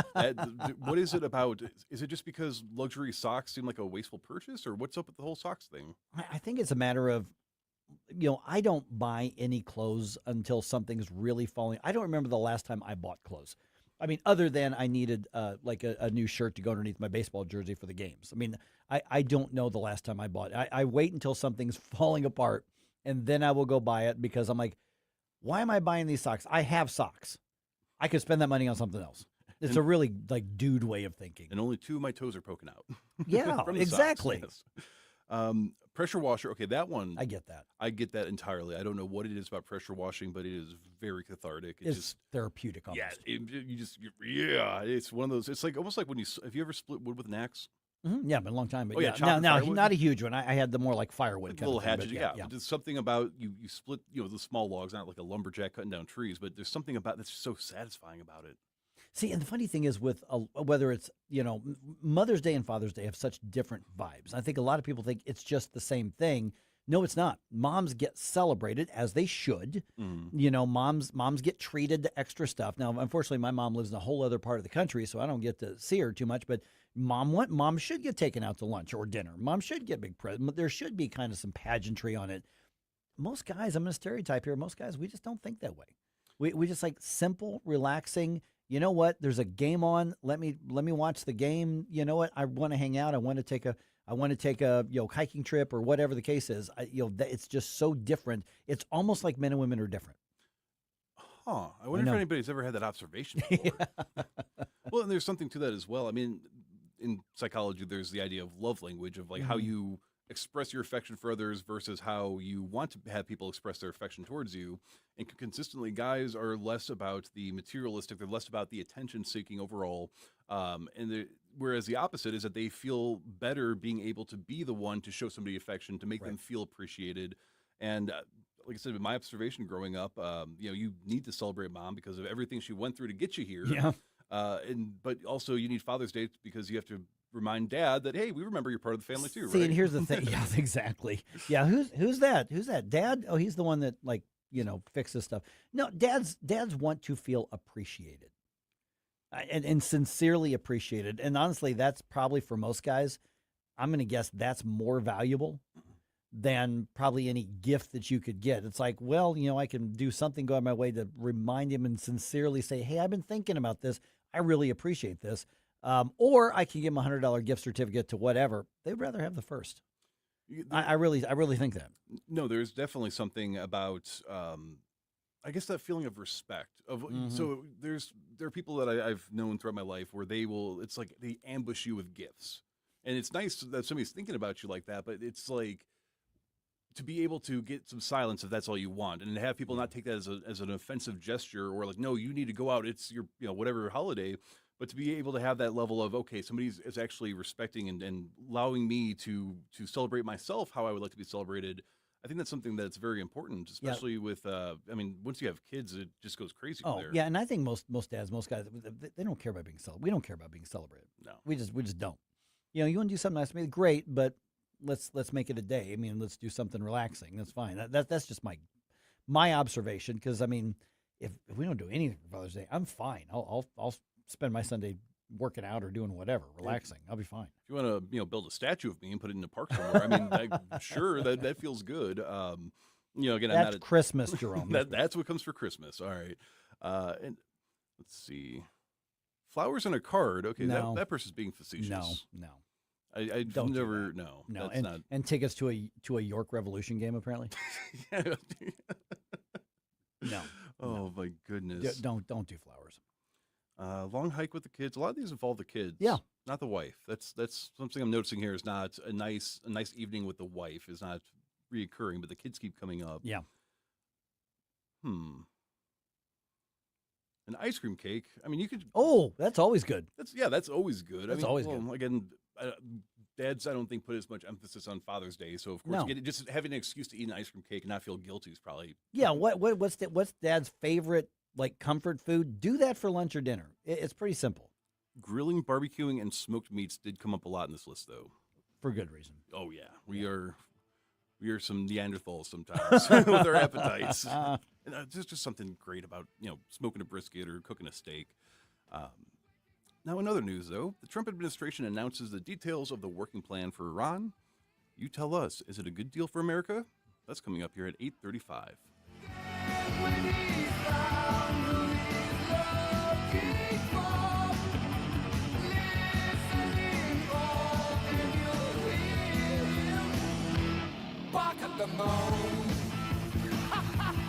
Mike Ferguson in the morning. Someone in that control room is out of control. On News Talk STL. From the News Talk STL Weather Center. Dropping humidity and cooler temperatures today with partly to mostly cloudy skies and a high of 80. Now, a few spotty showers are expected from late this morning into the afternoon, but nothing severe, nothing heavy, nothing long-lasting.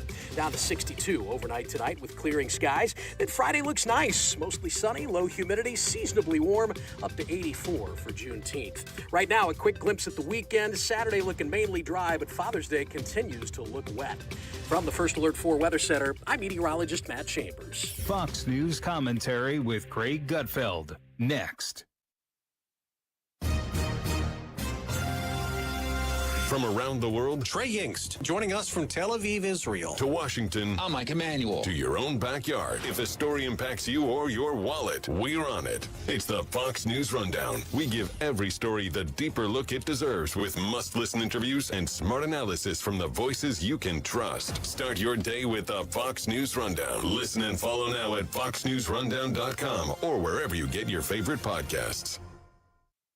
Here's Greg Gutfeld. Who are you to pick on this plan after looking the other way for almost 5 decades? This has been a violent open sore on the planet forever, and Trump lanced it, and now you're complaining about what's in the little deal? What's going on here? Blah, blah, blah. I already know some things. I can see things with my own eyes. The Iran military is decimated. Infrastructure is gone. The economy is in a shambles, which means that the world's biggest state sponsor of terror isn't in operation.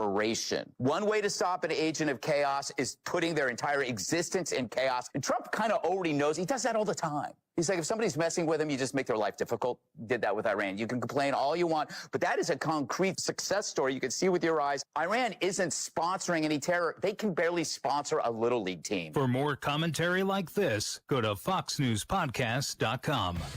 Cards fans ready to dress for the occasion? Well, Friday, June 26th, as the Cardinals take on the Miami Marlins, you'll get a brand new all-over Prince shirt. But that's just the start. You'll also get the matching shorts, too. It's not just a shirt, but a full summer set that brings a tropical twist to game night and makes waves in the stands. Available in medium and XL while supplies last. More details and tickets now at cardinals.com/promotions. The weekend starts here. Grab your crew and kick it off at Friday Night Live at Busch Stadium. Every Friday night home game, Budweiser Terrace turns into the hottest happy hour in the Lou with $5 beers, $5 hot dogs, $7 margaritas, live music, and more all game long. Meet up with friends, soak in the energy, and keep the night going with baseball under the lights. Good vibes, great deals, your new Friday tradition. Get tickets now at Cardinals.com. This year, America turns 250, and News Talk STL is celebrating our nation's semi-quincentennial all year long. News Talk STL, #1 for live and local Soros-free talk, with proud supporters of our 250th birthday celebration. Trolley Stop Bakery, DG Firearms, and The Yard Guy. 250 years strong, and we're just getting started. 101.9 and 94.1 News Talk STL. If you have a phone, you have a radio. I listen to News Talk STL on the app driving to work. Download the News Talk STL app. You got to get the News Talk STL app. Love the app. Can listen anywhere in St. Louis. And listen anytime. News Talk STL right on my phone. Anywhere.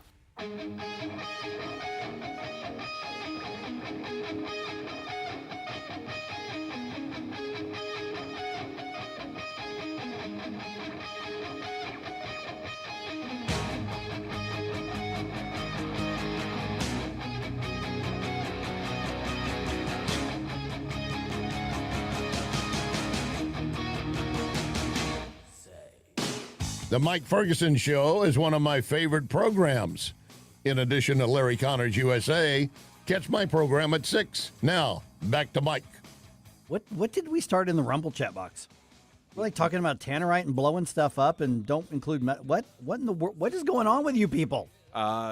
Whatever they're up to, they didn't give me an invite. Is that what they do for Father's Day? I guess. Well, somebody said, "Yeah, I want to blow up." I forget who it was. Said, "I want to blow stuff up with tannerite." I mean, it's a good pastime, I guess. It's just I'm not against that. Don't get me wrong. I don't know where that would have popped up. I looked out for a second. I'm like, whoa, that has gone. I would say that's gone off the rails, but apparently we've blown up the rails for Father's Day. Make sure any holiday that you do that involves Tannerite, you are walking away with all of your digits intact. Yes, yeah, exactly. Jeez. Oh, by the way, have you noticed all over the area, and I think all the different municipalities bought these signs from the same place because they all look the same. I've seen them in Maryland Heights. I've seen it in Bridgeton. I've seen it in Creve Coeur. I've seen it in, where else? At Clayton, I think. And there's signs that just are posted all over town. Reminder, fireworks are illegal in the, and then they list the town. So it's just like a couple weeks reminder that any possession or use of fireworks or blowing them up is illegal in pretty much every community here in the metro area. And then, of course, they'll let you sell the tents there because they want the sales tax revenue, but you're not allowed to own them or firing them. And I know that a lot of cities, they'll be looking for fireworks stuff and they'll be looking for that. But I think fireworks may be sort of on the way out. Which community was it around here? Somebody, I think it was maybe it was one of the North County communities, just canceled their fireworks, like their big municipal celebration, just because of the cost. Oh. And so now some celebrations aren't fireworks anymore. They're hundreds of drones doing different lighting and stuff in the sky as well. So are we in an era of the fireworks sort of becoming a thing in the past? Both local, like in your stuff, like bottle rockets, and the real big stuff. From my warm, damaged hands. No, it's an American tradition. I didn't realize the redcoats were back sitting there. I was going to say, you shoot a Roman candle in the air and it goes boom, and you're like, take that, King George. Yeah. Yeah. I mean, I don't recall it being lit up drones that was in the Star Spangled Banner. It's, the rocket's red glare. Yeah. So, but just so you know, everybody, where you live, the fireworks are probably illegal. Even, the little stuff. Where's the nearest harbor? That's toss right. some tea Got in it. some tea in there. All right, 8:37. I don't know what else that is we're going to say about this memorandum of understanding, the deal between the U.S. and Iran, which the president's already signed. We kept hearing it was going to happen tomorrow, but he's already signed it. 14-point deal. I posted the articles that have the actual text. I put it up on Rumble. Jerome's already put it up on X and where else? Facebook? Yeah, I pinned it. So if you go to our Facebook stream, then it'll be pinned comment, and I also put it on our X comment comment section as well. And the thing is, I mean, I'm just trying to look at this as objectively as I can.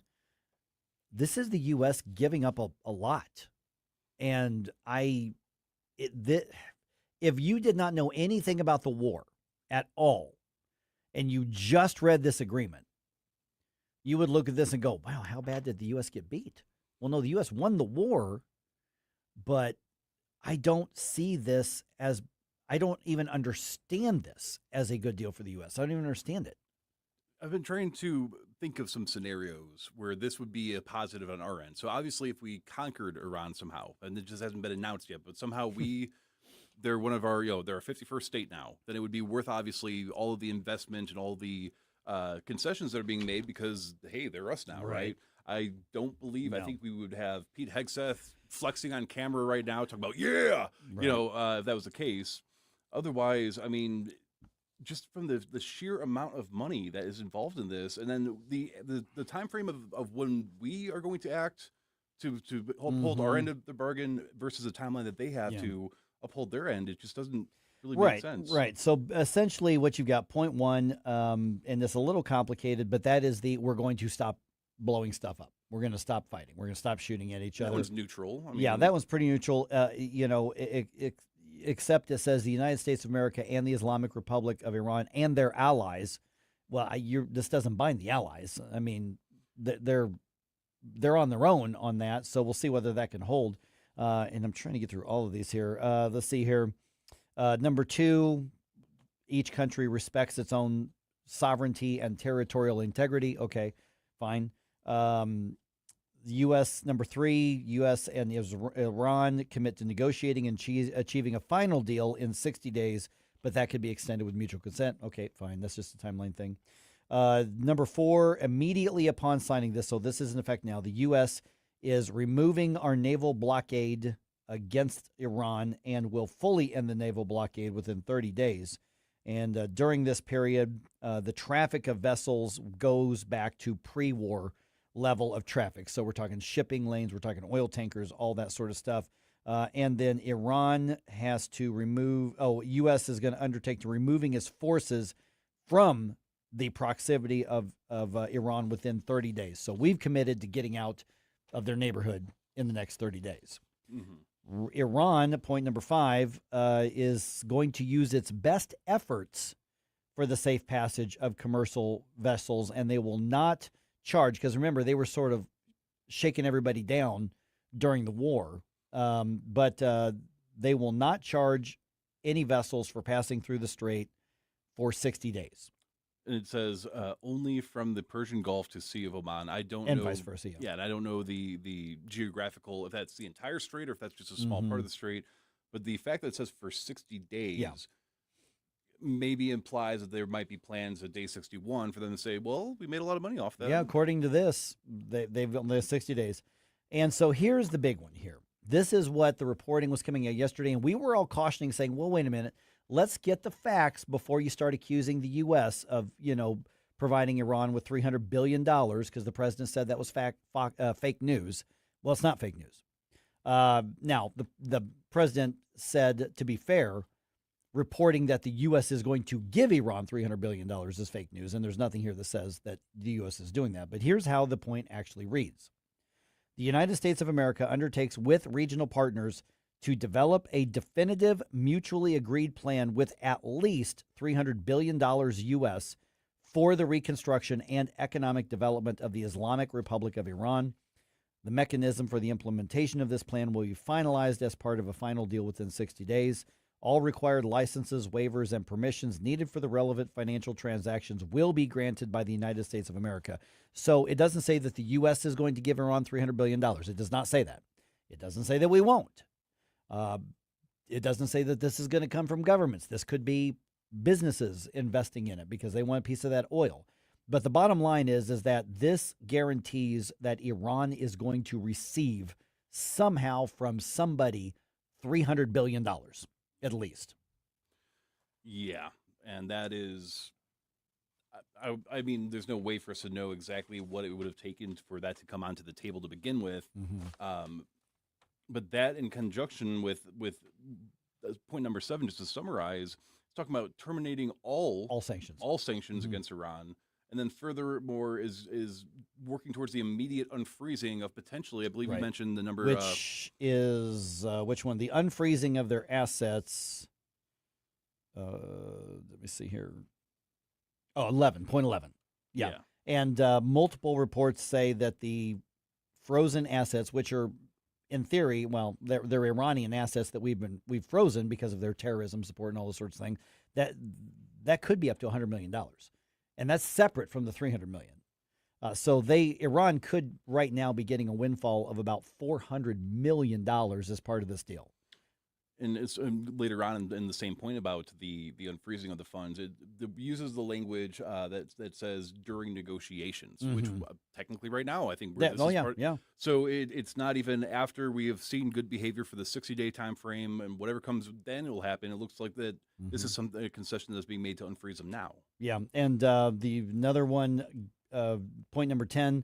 The U.S. undertakes that immediately upon signing of this MoU, which has already been done, and until the termination of sanctions, the U.S. Department of Treasury will issue waivers for the export of Iranian crude oil, petroleum products, and derivatives, and all associated services, including banking transactions, insurance, transportation. So basically, they're free to do their oil business, which also, frankly, means that we're going to now start buying oil as well. And so that is as big of a boon to their economy as anything else, because that was one of the financial things, is cutting off their oil trade. Yeah, and the interesting thing as well, comparing what the initial build-up into Operation Epic Fury was, is I don't see anything about also the regime can no longer kill their protesters. Oh, no, there's nothing in there. But I guess our big victory here, number 8, Iran affirms that it shall not procure or develop nuclear weapons. Yeah, the concessions from Iran is that they agree to not agree to not move forward with any nuclear weaponry and ambitions, and they have to basically sweep the Strait of Hormuz and get rid of the mines. Mm-hmm. That's it. That's really all that we have committed to a tremendous amount.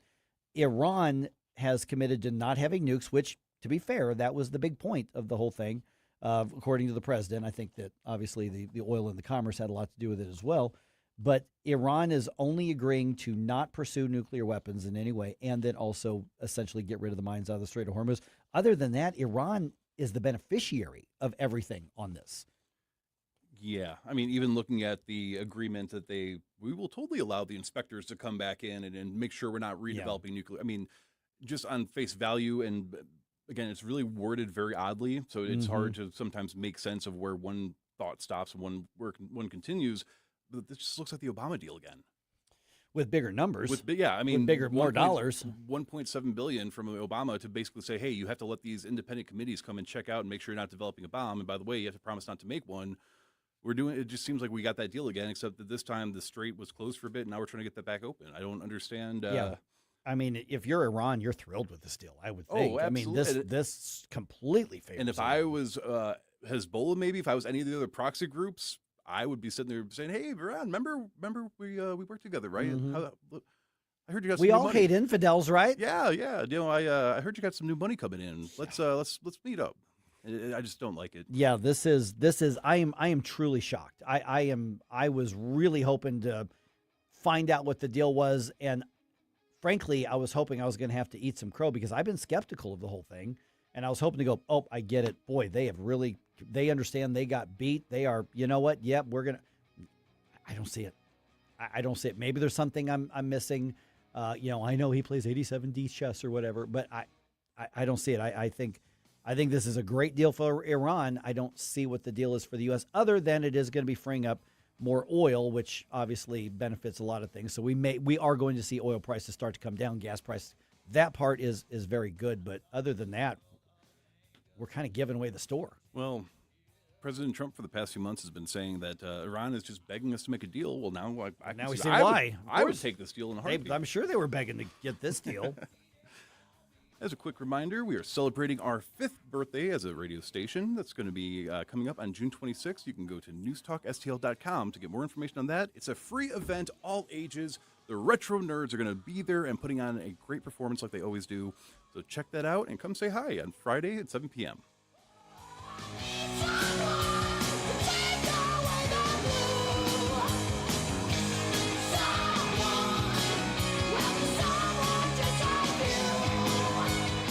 You know what's funny? I run into people I haven't seen in a while, and the first question I always get is, Mike, you've lost weight. Well, I've definitely gotten leaner. I'm definitely thinner. I feel so much stronger. I don't have the aches and pains that I used to have. And I work out pretty hard. I use pretty heavy weights for somebody my age. And the answer to how did I get there is working with my friends at Nutrition Stop. Mike Ferguson here for Nutrition Stop. The website is nutritionstop.com. This is where I get the protein. This is where I get my vitamins. This is where I get my probiotics. This is where I get a lot of my food. And you may say, well, what's the difference? Listen, they only will give you something that's good for your body. And even on your body, I'm talking deodorant. I'm talking soap. I'm talking the things because all of that absorbs into your systems in your body, your nervous system, your endocrine system, all of that. And Nutrition Stop owners, Ryan and Barbara once told me, she said, the reason they get up and breathe every day is to help you be healthier.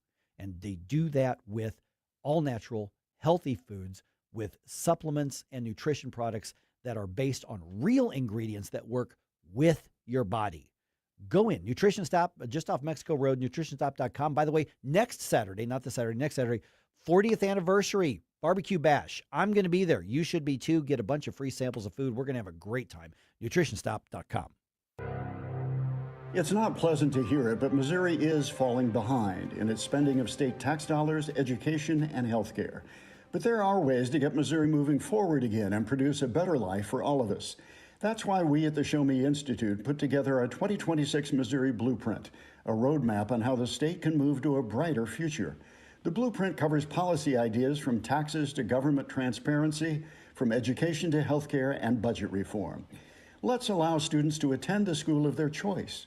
Let's adopt new proven methods to help the many school kids who can barely read. Let's limit state spending growth for Missouri's long-term financial stability. And let's invest in future needs with more nuclear energy. Why not common sense reforms to make things better for all Missourians? Check out our 2026 Missouri Blueprint, moving Missouri forward at showmeinstitute.org. The Show Me Minute has been brought to you by Show Me Institute and Show Me Opportunity. Hey, when pests invade your home, you need someone you can trust. It's Jamie Allman here, and at Buckingham Pest Control, they're not just your exterminators. They're your neighbors and friends. A locally owned family business and St. Louis Magazine A-List award winner, providing affordable, quality pest control. Plus, they offer energy-efficient TAP attic insulation, the only insulation that controls pests. BuckinghamPestControl.com. That's BuckinghamPestControl.com.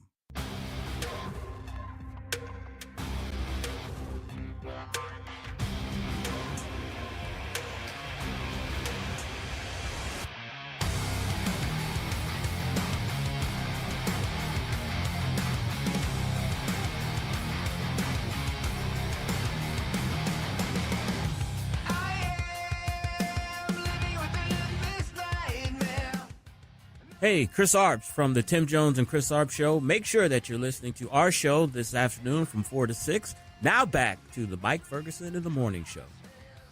All right, 8:51 right now. Boy, we're getting a lot of discussion here on the whole deal with Iran, and we're going to probably have a variety of perspectives on that throughout the day here on the News Talk STL and obviously on the national shows that happen overnight here. But it's all local, at this point up until, 8 o'clock tonight. So we'll get a lot of that. All right, see what's going on. I think we've beaten the Iran deal to death enough. I think we've covered. A pun, or? I think we've covered it, enough. We have posted the links to it. Look at it yourself. Let us know what you think on there, and tell us whether you think it's a good deal or a bad deal. Also, we do know what caused that downtown sinkhole. We'll get to that here in just a minute. And the Cardinals back on the road tonight. They're going to be across the state in Kansas City. 8:52. Let's go ahead and do one more news dump here. The Morning News Dump, brought to you by Great American Divers. Successful dump. Wake up, America. It all worked out. They got all the news. The Morning News Dump. All right, the Board of Police Commissioners in the city approves significant raises for St. Louis City command staff.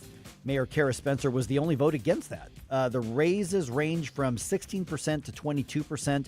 Uniformed police officers received a 7% raise earlier this year, and civilian employees of the department received a smaller raise as well earlier this year. Spencer says the decision requires the city to also give raises to the fire department leadership because of a clause in the city charter, which says if one department gets something, then the other has to be treated the same way. So the Board of Police Commissioners, she's arguing, is indirectly telling them to spend money outside of their purview, which that may be the effect of the charter, but the Board of Police Commissioners is trying to fix public safety and the police. And I get that the mayor's in a rough spot right now because she's got to make the books balance, and they may not balance, but the bottom line is you can't keep neglecting law enforcement and public safety in the city, which has been going on for years and years and years. And Kara Spencer is now she's now the mayor when the bills are due. Yeah, there is something to be said that the previous mayors did not do very much to help set her up for success, Kara Spencer up for success. But at the same time, she had to have known that there were going to be difficult times like this when she put herself in the race to be the mayor. Yep. I think she's done way better than I was expecting her for Democrat politician. I agree with that, yeah. But at the same time, we do need law enforcement to want to stay in the city and to actually be able to do their job and to do. Well, that's what the Board of Police Commissioners is saying. They're saying we are losing officers to other departments, not just in the region, but in other parts of the state because, among other things, the pay isn't there. So they're saying we have to be on the scale with what law enforcement should be paid. And you've not been doing this for years, so guess what? It's expensive. Yeah. Yeah. All right. Let's see here. An Illinois man is going to jail for killing an unborn baby, basically for facilitating an abortion in a very absolutely hideous way. The state has some of the most liberal abortion laws in the country, but it's still not legal for a man to slip his girlfriend abortion pills to end a pregnancy against her will. That's what 32-year-old Emerson Evans was convicted of, and he will now serve 7 years in prison. Since abortion drugs were made widely available under the Biden administration, a growing number of men have been arrested for using them to force women to have abortions. Michael Harrington reporting. One of the most insidious crimes I think I've heard of in a long, long, long time. That is absolutely disgusting for somebody to do. That's evil. All right. Congress reintroduced the Renewed Hope Act earlier this month, and that is designed to combat child sex trafficking and exploitation. Tim Tebow, he runs a foundation to help fight child exploitation and child sex trafficking.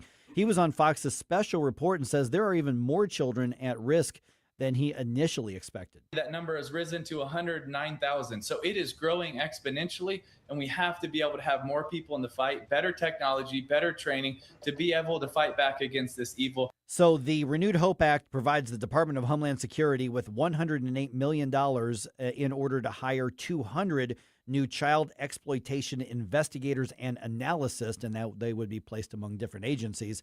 That's if it's passed. DHS currently employs 7 of those specialists. 7. I mean, that is an insultingly low number, but I guess also props to those 7 for actually being able to achieve what they're achieving that with that little assistance. Yeah, and that doesn't mean that other like state and local departments don't have some of them at work as well, but that just means that DHS only has 7.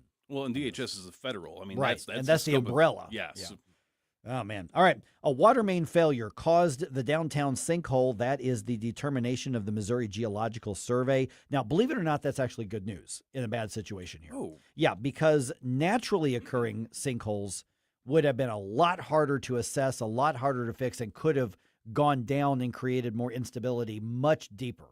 So the fact that this was caused by the water main, it was man-made, it was at least the damage and the saturation was contained, and they know they can fix the water main and they can shore it back up from there. So the ground beneath it's structurally fine. Right. It's just because of that one issue that we need to take care of anyways. Okay, so the part of I-44 above that sinkhole is going to remain closed at least through next weekend while repairs are being made. Don't be surprised if it's a little longer than that. Also, speaking of downtown, Cardinals not going to be there this weekend. They did get the sweep. They did not get the sweep over the Padres. They won 2 games, lost last night 6-1. Cardinals are now in Kansas City. They begin a series with the Royals tonight. Game time for that one is going to be at 6:40.